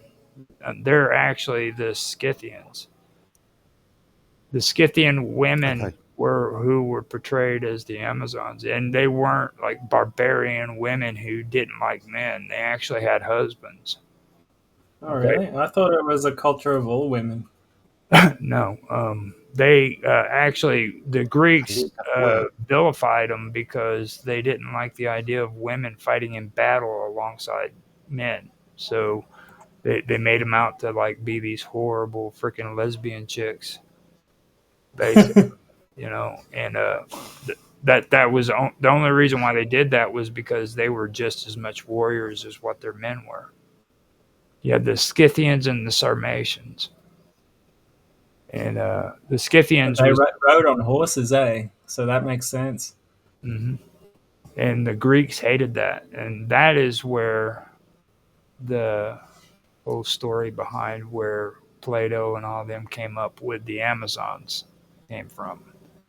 Was it What, Her- uh, Heriod? Herodotus or something? Herodotus? Yeah, and he actually was nicer about the Scythians than what most of the other ones were because he actually ventured there and um, made an account of what took place, you know, supposedly. But all Did the you other know the term Amazon is derived from the Greek word amazos, which means breastless, Yeah. due to their etiological tradition that claimed Amazons had their right breast cut off or burnt out of better use to better use a bow. That's hardcore, man. Yeah, it is. That's the kind of woman we need to get. well, it's no more That's different than dedication. Normans cutting off the pinky finger to use a bow. Mind you, it's sort of different part of the body, but yeah, it's same concept. If you want to do that, you can, but I do not suggest it. Just putting it out there, guys. Do not cut your pinkies off. Do not cut the right breast off so that you can shoot a bow. It's not a good idea. So, I'm a pretty good shot as it is. I don't have any breasts, so I'm No. good. well, you do have a pinky though. Yeah, I go okay Actually, with it. no. Sorry. It's actually I've got that incorrect. The idea was to cut off the pinky so you couldn't use a bow. You don't need your Goes pinky to back use a bow. to You only use your 1066. three fingers in the middle. Oh, well, maybe not pinky, mate. One of the fingers, anyway. Mark, have you ever The shot a index bow? finger. What are you gonna do when your country No. savagery? If. Wow. Now, Remember, almost we are British. matter of when, isn't it? Stick up a lip and cups of tea. Yeah. We will sort everything out over a cup of tea. All empires must come to an end eventually. there is one thing that I do want to point out too. Now, the whole interconnective stuff when it comes to Afro-Asiatic Semitism or Semitic languages and like the Indo-European languages. Now, with that, Before you go on, can I just make the point that the word Semite or Semitic comes from the son of Noah, who is called Shem, and his sons were called Shemites, and that's where the word Semite comes from, and part of that lineage is actually the Arabs as well. So both the Jews and the Arabs come from the same Shemite lineage. So sorry, continue. now, what I was getting at when I was so rudely interrupted, but I thought it would just add to the story. it's good. It's good. This is okay. But what I was getting at was that now you got to remember, okay, that during the times that we're discussing too, there was an interconnectedness between these different languages and these cultures. Okay, like you have to take into the fact that the Greeks and the Jewish world, okay, through linguistic differences, with the Greeks being Indo-European, okay, and then you had the Jews who were Afro-Asiatic, okay, Semitic. They actually incorporated a lot of things together, and you can see that there was a well, especially during the Hellenistic period, you could see that there was actually like a subjugate period. You know what I mean?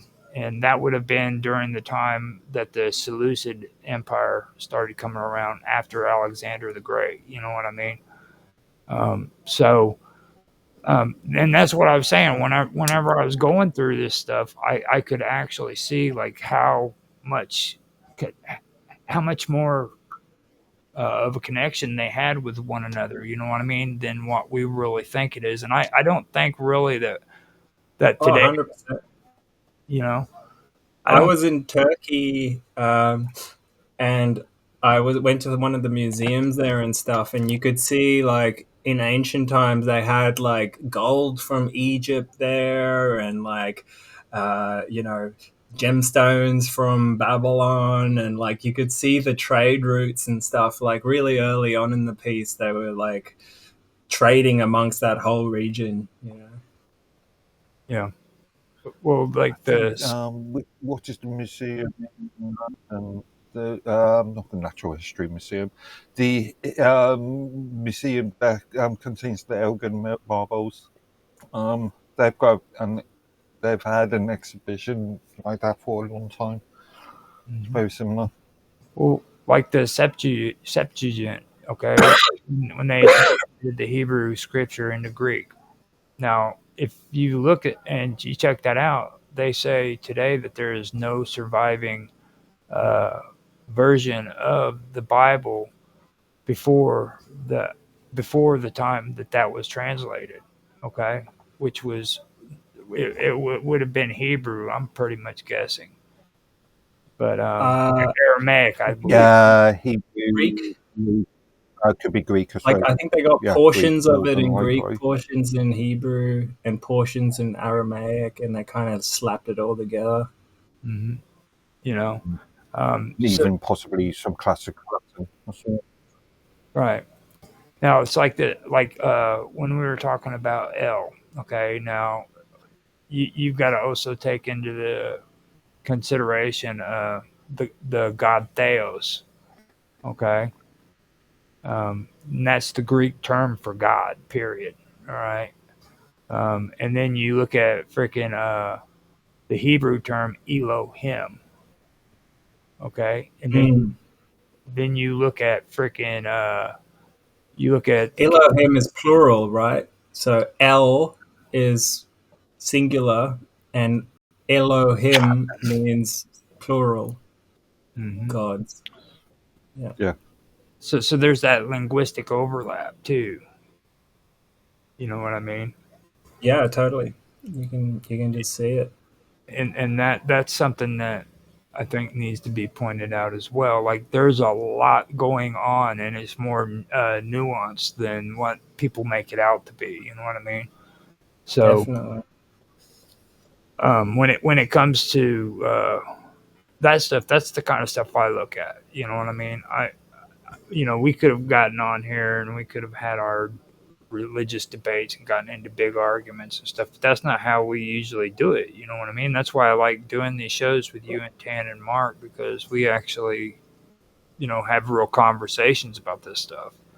Um, and that's what it's all about. Um, so that's Uh, that kind of I relates. love the cross comparison between religions and seeing where the different ideas come from, and sort of like following the river of mythology up as far back as I can. That's what I'm all about. And when it comes to languages as well, you often like can glean like different insights between different languages, as because they have the same word in different languages in different ways, like L, for example. You know, Mhm. um, so Well, yeah, it's very look at Zeus and Hades and compare Zeus and Hades to Semitic gods like Baal and Yahweh. mm. Look at that. I mean, what do you get when you compare in your head those four deities?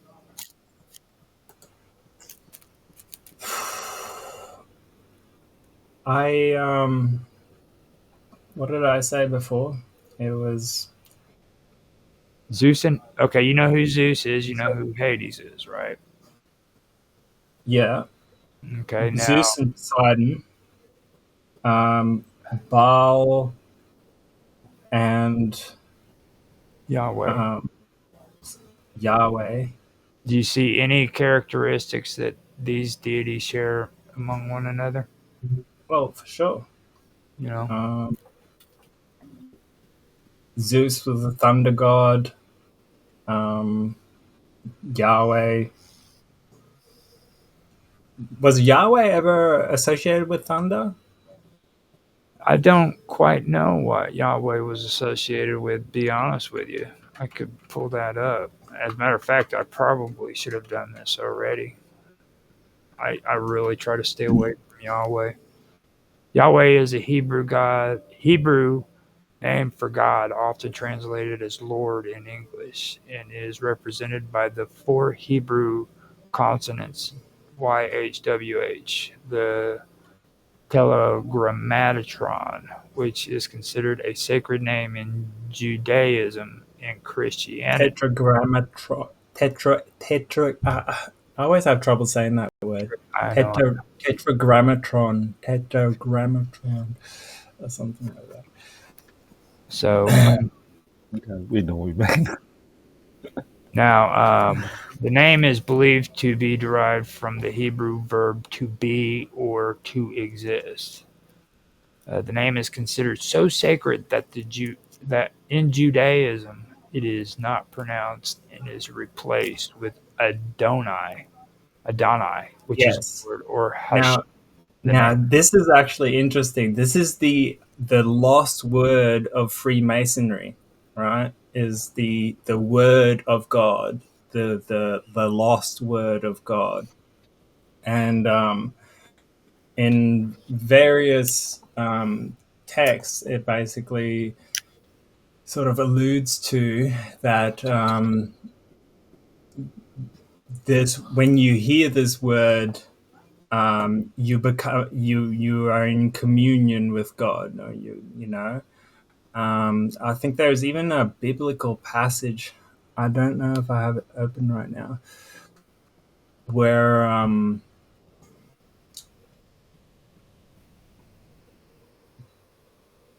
You're still there, aren't you? yeah, I'm just spacing out a little bit. You've finally gone into a world of fantasy where you have finally had your imagination flared by this awesome subject that was just presented to you. Now, have you ever heard the wisdom of Solomon by Philo of Alexandria? I've been sort of like looking into that tonight a bit, actually. Yeah. Not that That's actually something right there that gets really deep into a lot of the older uh,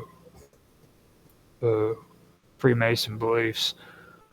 I wanted to get into it, but I never made it past the Children of Lamech, to be honest. It's something that I want to get back into. Well, this is a whole nother subject we should actually do another session on, because this goes into the next cycle of of um, of mythology. Uh, Harem Habith, the key of Solomon, and the key of Solomon was this word, right? And from memory, he split the word up and gave it to one person and another, and he couldn't say it unless he was in the presence of both of these kings. Mm-hmm. And that was the lost word. But so like these what do you call them, ruffians came up and killed him, Harem Abiff. Mm-hmm. And they wanted to get the word out of him.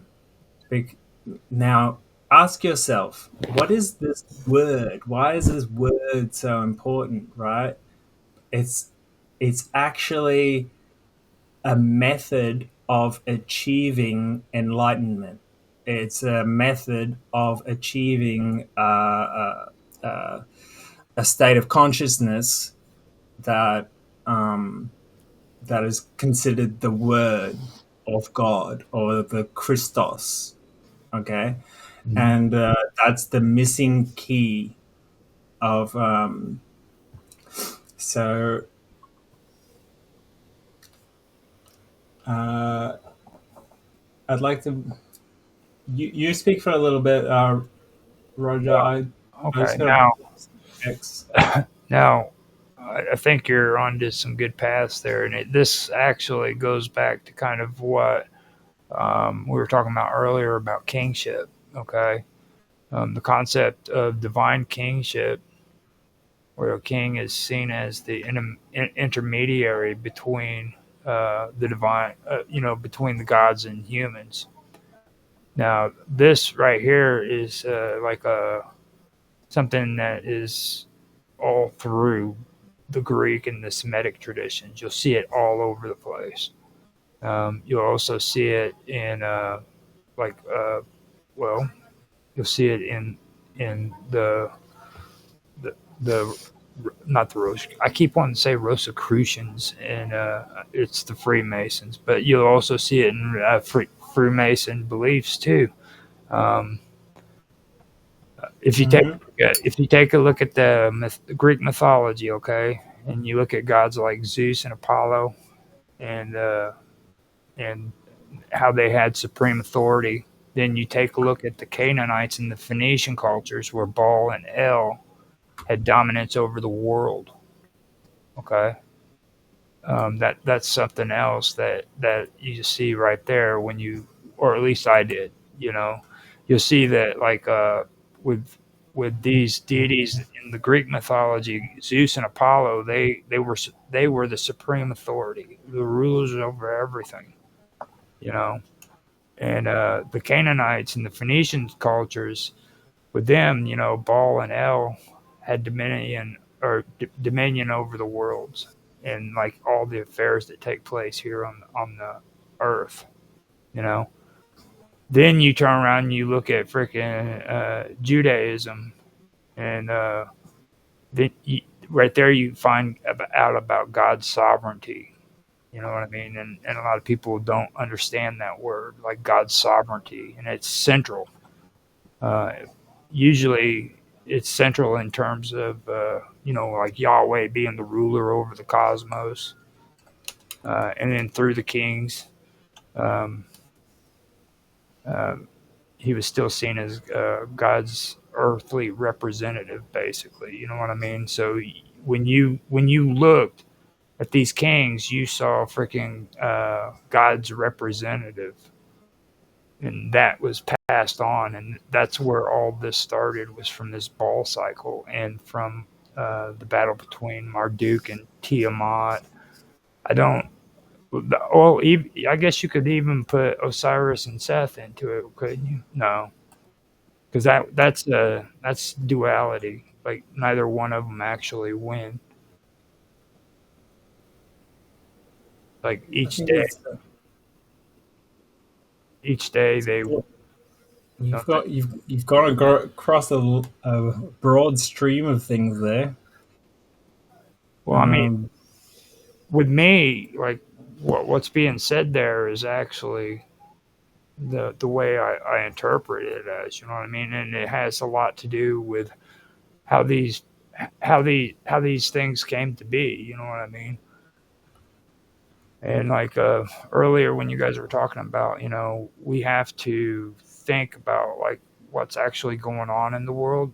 Uh, I also put that into context of what we're reading. Like whenever I'm reading something that goes to like the ancient world, I tried to think the way those people during that time period would think, rather than how I would perceive the world today.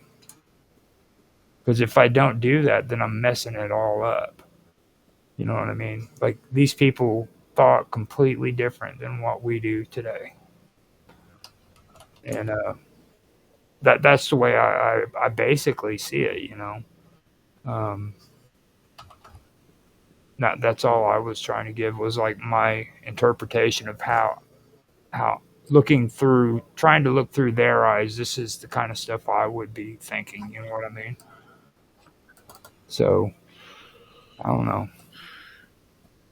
Yeah, Did and I think it's awesome to like go back to the sort of old Masonic books, because they actually preserve a lot of these different um, ritual and rituals and things like that. Let's see here.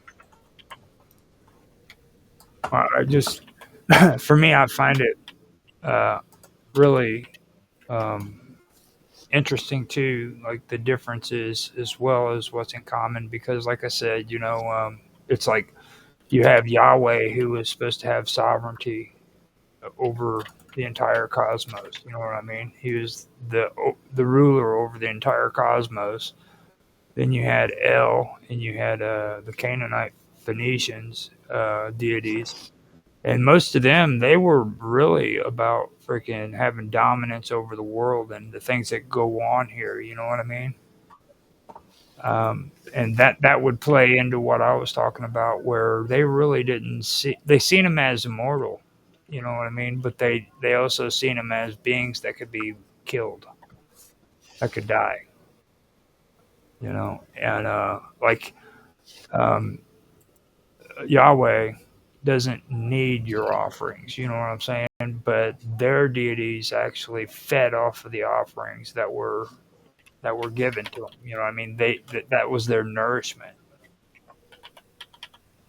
Definitely. You know, those are the kind of things that really stick out to me. And then all through this, kingship started being developed. You know what I mean? Kings were being defined as the intermediates between humans and the divine, and I think that's what a lot of people don't understand when they hear the word pagan. They don't really understand what paganism is. Kingship is a form of paganism. You know that, right? Well, Okay, what, so the word pagan, what it's I don't want to hear all this. it just means other, really, doesn't it? What does pagan mean to you? I don't want to hear all this country bumpkin bullshit. You know what I mean? I've heard that from Jeffy all the time. You know, it just means a dumb country boy. No, a pagan is a person who believes in pagan beliefs. Period. You know what I mean? But there's no actual religion called paganism. Pagan is just like those guys, you know. Yeah. Exactly. those guys. There's no actual religion called pagan. Well, they're trying to put a pagan religion together. Actually, they do have people who are trying to kind of do that, but I think they have a disagreement on what paganism really is. You know, but but my whole point though that I was trying to make was like kingship is a form of paganism. What is your definition of paganism? Paganism is believing in a belief system that has to do with nature. It has to do with animism. It has to do with believing that the earth actually has a soul, trees have a soul, animals have a soul. Not just human beings. We weren't put on this earth so that we could name every creature that freaking we see. That was something that man created by writing it down in a book and pretending that God said it. Paganism, from Latin, rural, rustic, is a term first used in the 4th century by Christians for the people of the Roman Empire, practiced by polytheism or ethnic religions or others other than Judaism. Yeah, it's an other word. Well, polytheism, I guess, would be the best term to use then. Instead of paganism, use polytheism. Be like the intellectuals and Yeah. say it the way it needs to be said. Because, you know, I mean, that's what I was getting at. Like, kingship is a part of that. You know what I mean? And there's other aspects too that's a part of paganism that people practice today, and they have no idea that they're doing it. You know. So when you know Mark Edworthy is over there in England and he says, "God bless the Queen," he's practicing paganism by saying that. King. And actually, you're in Australia, so Yeah, God bless the king. God bless the King now. Yeah. Yeah. So you're in Australia when you say that too, which I know you say that all the time, Mr. Robot. Every time he wakes up. Every time he wakes up. Well, Oh, every time you wake up, you salute the flag. Which flag? The US. oh no, I tell you what, Come on. I'm This so is not a discussion for that. I'm so tired of saluting that flag, man. I mean it really is. So So yeah, I mean, and that's a good example. That's one good example of a lot of things that are going on that a lot of people aren't even aware of. Like there's so much polytheism incorporated into all of these religions that they don't even realize it. It's in there every day, you know. mhm. Christmas is 100% polytheism. Okay, Easter polytheism, the Easter egg. I was just telling you about that with the Easter egg.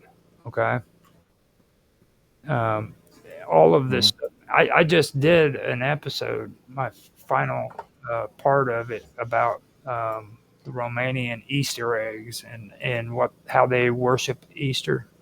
They actually have two separate Easters. Okay. Isn't that the same as Poland? Poland are very Probably. similar, sort of. Probably. You know. Um, Maybe. so I think that there's multiple connections between a lot of different cultural and religious systems. Is what I'm saying. You know, Hmm. Hmm. despite the difference in their languages, you know, whether it be Indo-European or Semitic or any of that, because like I said, I think seriously a lot of people don't realize that these people actually had a network, a system that worked, and they knew what was going on. Like people in freaking, I guarantee it, people at the edges of China knew what was happening in freaking the Middle East, Near East, whatever you want to call it. I guarantee you somebody did because of the freaking silk trade. Yeah. You know, um, and there's a lot of evidence that proves that they knew what was going on with one another. And of course, with that, you'll have the same or kind of a mix of religions and mythologies and stuff. So I don't know. I'll shut up now. Well, Are you? yeah. Um, I think it comes down back to this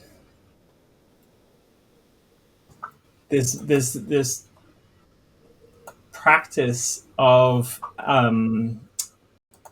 basically alchemy.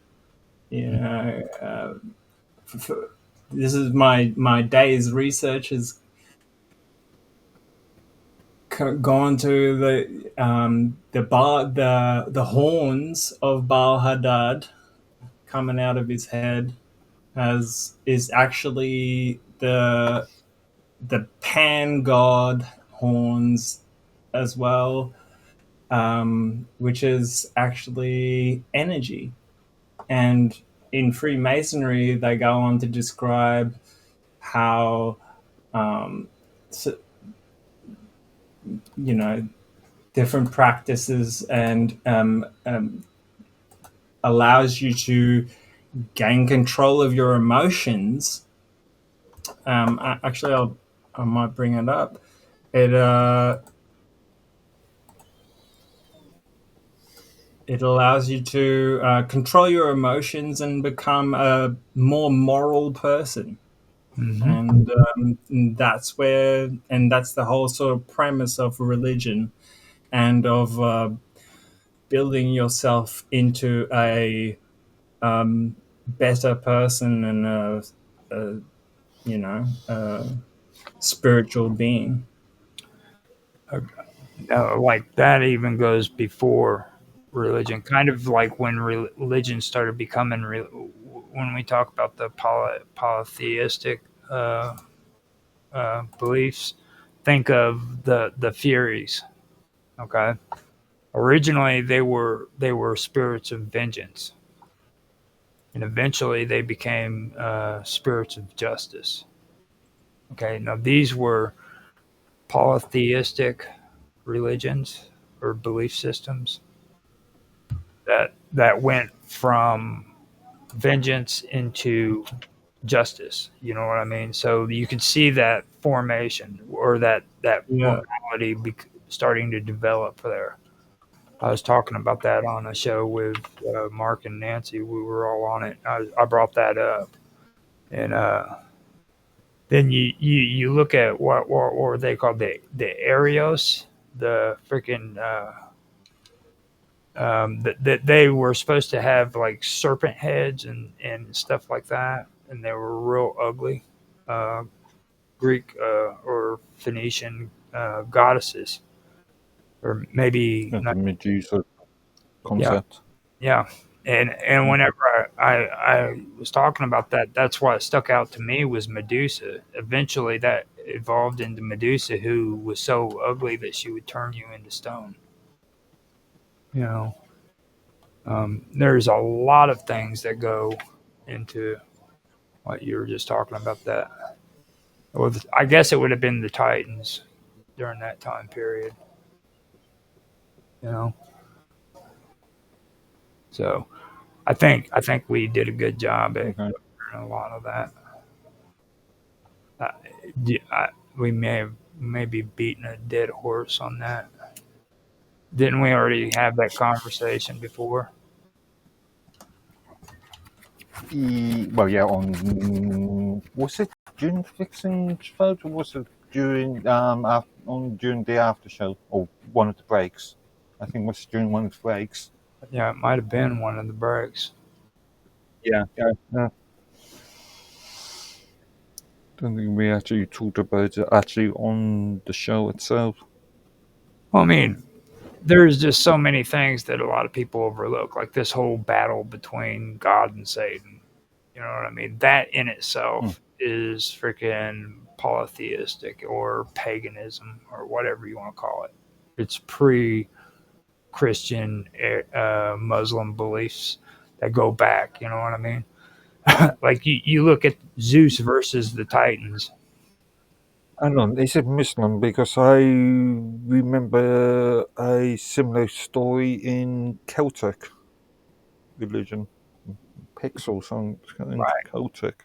Yeah, and Yeah. that's polytheistic. It's the same exact stuff.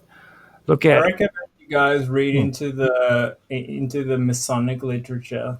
It gives you a lot of insight into how to interpret the mythologies. Because the Masons, man, they do it full time. You know what I mean? yeah. So they're always a good source to go to for context. Now that Tan's gone, you guys want to talk about sacrificial rites? Here it says. I just didn't want to get Tan upset.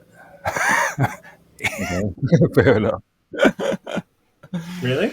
What Catholics are sacrificial? Okay. It's your call on that, you guys. But do you want to do it? I just did because I know Tan. He'll get fired up. In- Just to point out on a slight tangent, just to point out, in the middle of the Minds Chess tournament at this present moment, and because we are sort of planning, she's asking you if you want to join I'm her going there now. chess I'll get on tournament. there. I'll get on there Yeah. now. I forgot Yeah. all about that. I can do it at the same time, but I'm doing. I'm playing the Minds one and doing this at the same time. now, I'm gonna send you guys a couple of books. yeah, that would actually be a good idea if you were talking about the Freemasonry and stuff like that. So Yeah. So it says here the tradition of the ineffable name in connection of the lost word, showing it could not be pronounced except Beth, bated breath, or Hindu tradition declares. Wow, it actually says Hindu tradition declared. Can you guys see my screen?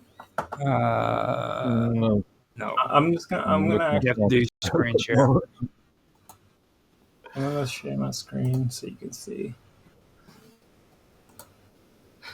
Roger, just as a question, what's that thing, or what's that parchment on the right-hand side of the screen? That right there is taken from ancient Carthage. It's a I I forgot what it was. Shit, but it's from the site where where they worshipped Tanis or Tanit and Bahamon. It's one of the inscriptions that are on there. I But believe. yeah, here it says the ineffable word name in connection with the lost word is that it not should not be pronounced except that bated breath is uh, or as the Hindu tradition declares, with the hand covering the mouth.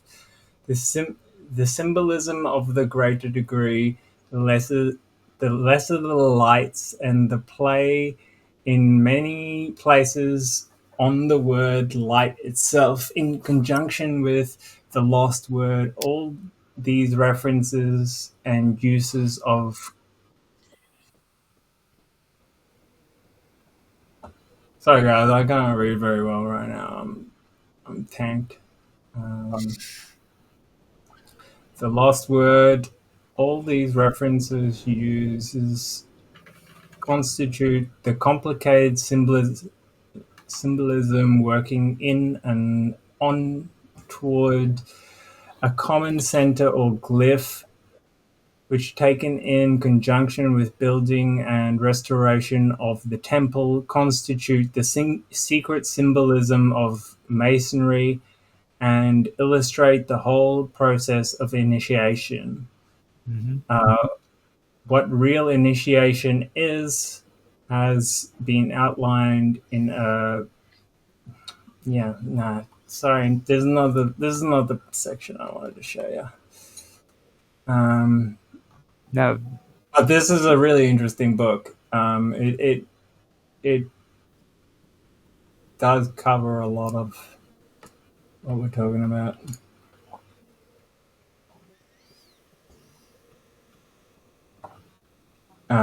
Mystic masonry. no, I thought it was all supposed to be Mystic Masonry.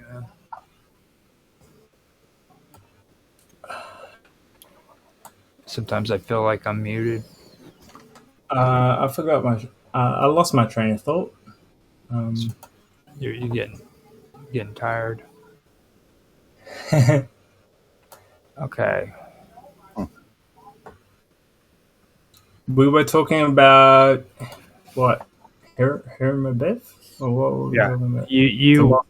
you were talking about hidden secrets of the Freemasons and Oh uh, yeah, the lost word, right? lost word. So, Yeah.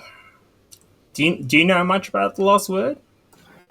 I know that they keep the O out of G because they don't believe that you should even say the word God. I know that the lost name of God Yeah. is Yahweh, and I was also under the impression that Yahweh isn't really spelled with a Y, but that's only because I watched Indiana Jones and heard about it. Yeah, yeah. That, I actually discovered something today Using that is another piece of the puzzle. I'll see if I can pull it up. I put it on the chat.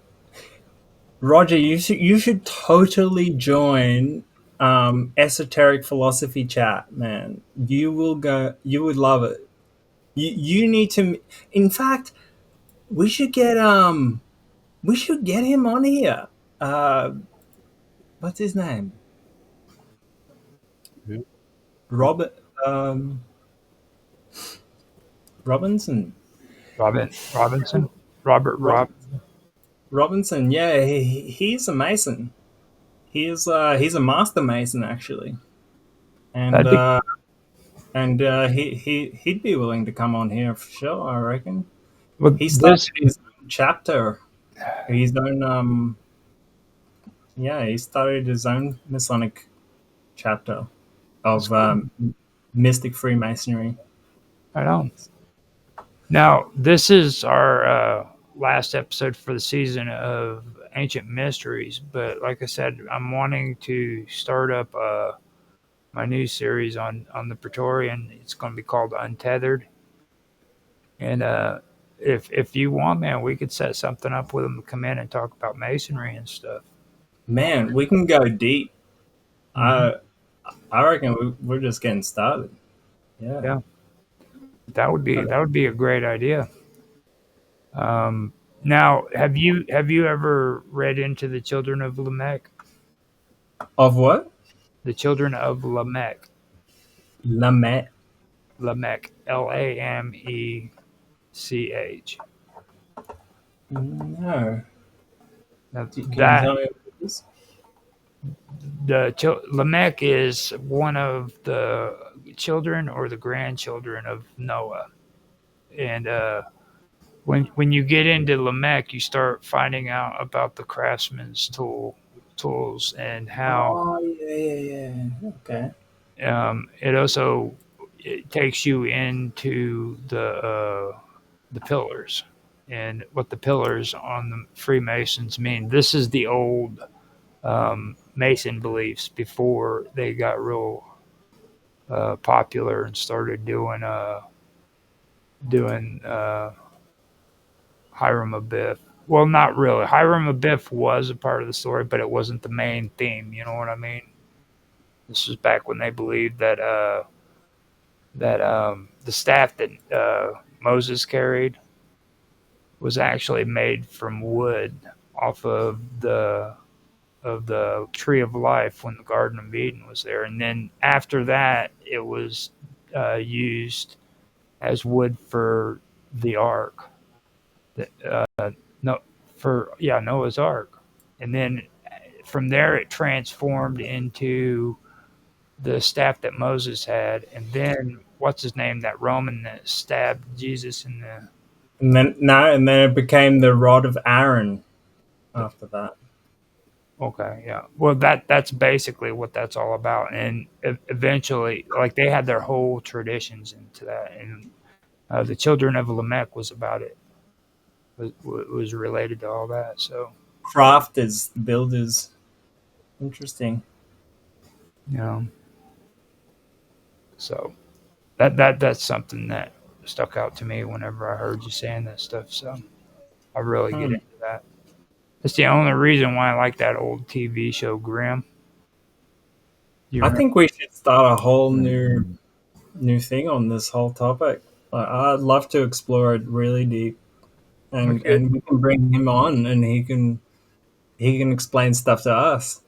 That'd be really cool. Well, I've been doing old footage that I had, and redoing the videos. I've been calling those esoteric agenda, and I could make that into a live stream if you wanted to do that. Call the show Esoteric Agenda. Do live streams as well as uploads, because I go through and I edit as well. You know what I mean? I don't just do live streams. So I'll leave the naming up to you, man. it's a thought, because I've got to come up with new episodes to take the place of ancient mysteries and strange stories. I'm gonna keep WoW going. That WoW talk's just gonna keep on going until hell freezes over. That's gonna be our. That's gonna be the main place where everybody gets on and talk if they want to come on to the show and talk. But the rest of them, I'm only gonna do like a video series. You know, a certain amount of streams, and then switch to another topic. So I'm really keen to do this deep dives into these ancient mysteries because there's a lot here.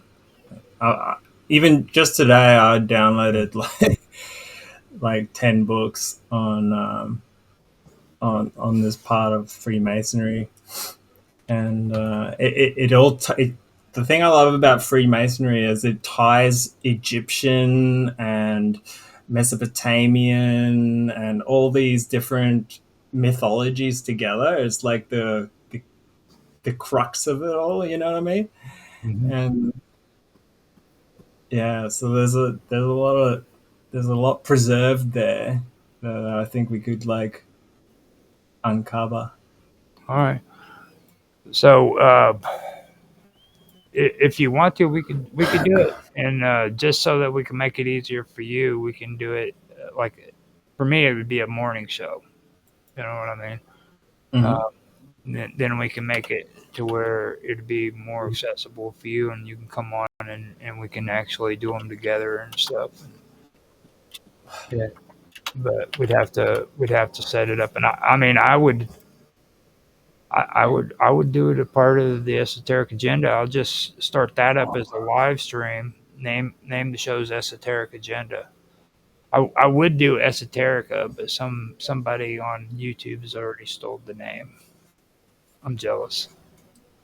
That's like the esoteric name is esoterica. You know, Mm, I think we can come up with something better. like what?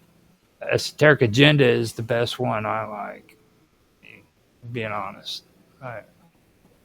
because and I don't. What's your agenda? No, that's the whole point. This is the agenda. This is the esoteric agenda. You know what I mean? Exactly. Okay, your At least you pick up on it. I have to explain that. secret agenda. No, not other. It's our agenda. It's this is our agenda for today concerning esoteric. Concerning the esoteric. Oh man, I thought you had it. But, so It'll reveal itself. I think we're done good. We come to 2 hours and 50 minutes. So before we go, man, you guys tell everybody how they can contact you so that we can end this because I think we've pretty much covered everything. And that's it from me. I just want to say that yeah, there's this thing about the lost word is a mystery that I really want to fucking discuss, and I think we need to do another one on that. I agree. Um, Alright. now on the lost words too. That's something that I do want to do. When you brought that up, I was serious about doing it. So later, when you got time, let's talk and chat about setting it up and getting it going. Yeah. You know, don't forget about it either, because I know you'll go to sleep here soon. Well, I'm constantly talking with Dr. Robinson. I will message him and let's see if we can set up a little. You know, I don't even know how we tackle something so big. It's a huge topic. Tell him that we want to interview him. Oh yeah, that would be good. Ask him if he wants to do an interview for us, and No, yeah, cool. All right. we'll get Roger, him on. sorry, Mr. Robert, you called him Doctor. You called him Doctor Johnson. Robertson, sorry. Doctor Johnson. What is his doctorate in? Not sure. Not sure. Or is it a Not medical doctor. tissue? I think Okay. doctor. He's a master of his Yes. craft. Put it that way. Probably archaeology or psychology. A lot of them are involved in We'll find out. We'll find out. yeah. So But yeah. let everybody know how they can find you, Mr. Robot. You can find me on Rumble if you look up Hacker Radio, or you can find us on Element under Hack Planet. You can find us on Minds Community, Minds Hub. There's lots of places on Element that we hang out on. I feel like we should like screen share and maybe show them how to do it. Can you see? Can you see my? Probably not in this stream. Probably not, because that goes into a lot of complications. I can. Yeah, that. This isn't a support Wait, stream. you guys can't see my screen? Yeah. Yeah, I can see your screen. Okay. You're missing So the point. you guys This can is see not a here. split screen, but This is basically okay. mine element. Okay. These are the communities we're a part of. Um, He's when you actually go into this nature and culture one, this is the one we're building out right now. I recommend you guys join. Nature and culture has like Bible history, it, all sorts of stuff. Different types of history, ancient history, Middle Asia, blah blah blah.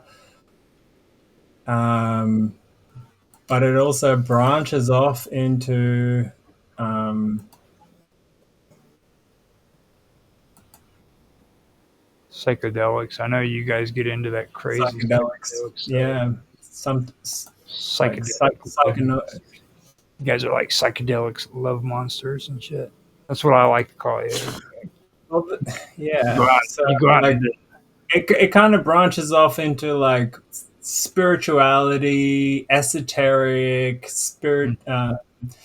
psychedelics is one of the off branches of spirituality, and but yeah, there's plenty of chats to be had on all sorts of topics. No shortage of that. Um, so you're Mr. Robot. You also go by Illuminati. Remember to say that. And also remember that Hacker Radio, which you did say, but don't forget Illuminati. That's important. That's Illuminati. that's your name on Rumble, and always remember to do that because he's not cool like me and Mister Mark Edworthy. We've already gotten used to saying our names and where people can find us, but robots still a freaking Yeah, nah, I virgin. don't really want people to find me, but Yeah. Well, we'll go by like Mr. Robot, Illuminati, and Hacker Radio. That sound good? yeah, Okay.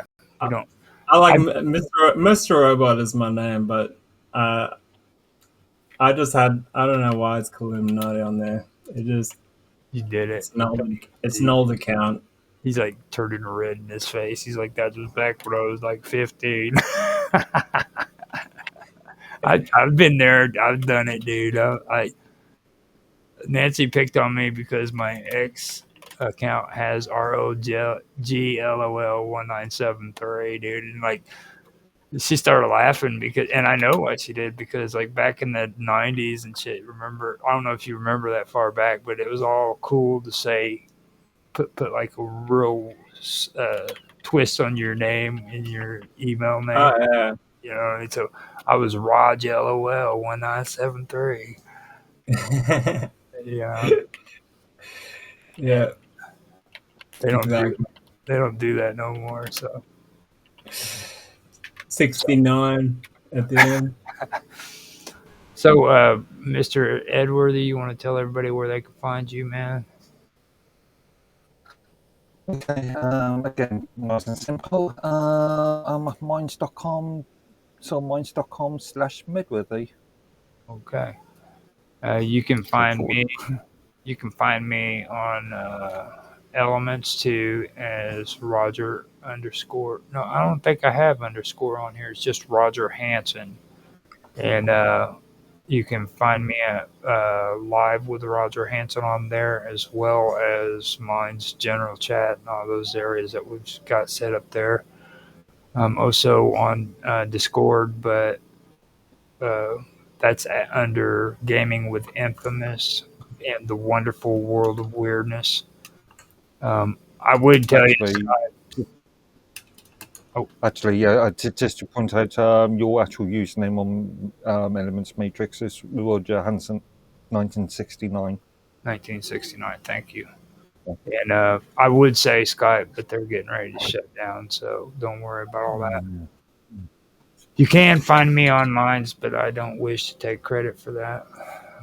So I'm not gonna plug it. I also have some like deep dive research that I want to keep doing. I just started with that again.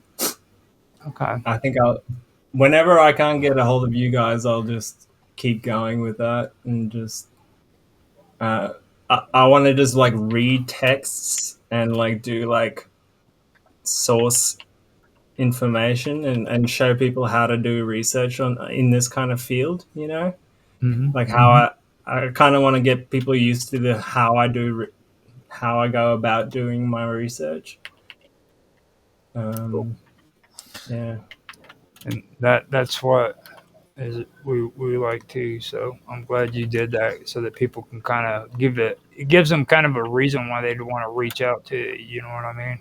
Like you're into this stuff. Yeah, basically, I just want to get other people interested so they can start researching for themselves. Because a lot of people just share stuff. They share without reading. You know what I mean? And like I want people that dig rather than share. I want more diggers that get into the text and Sounds come good. talk to us.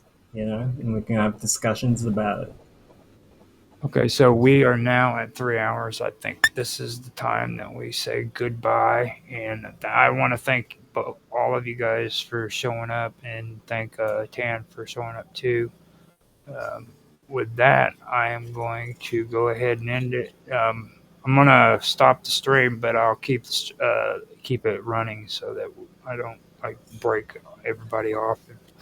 All right, Okay. and I will see you guys later. Hope you enjoyed. Thanks, guys. That was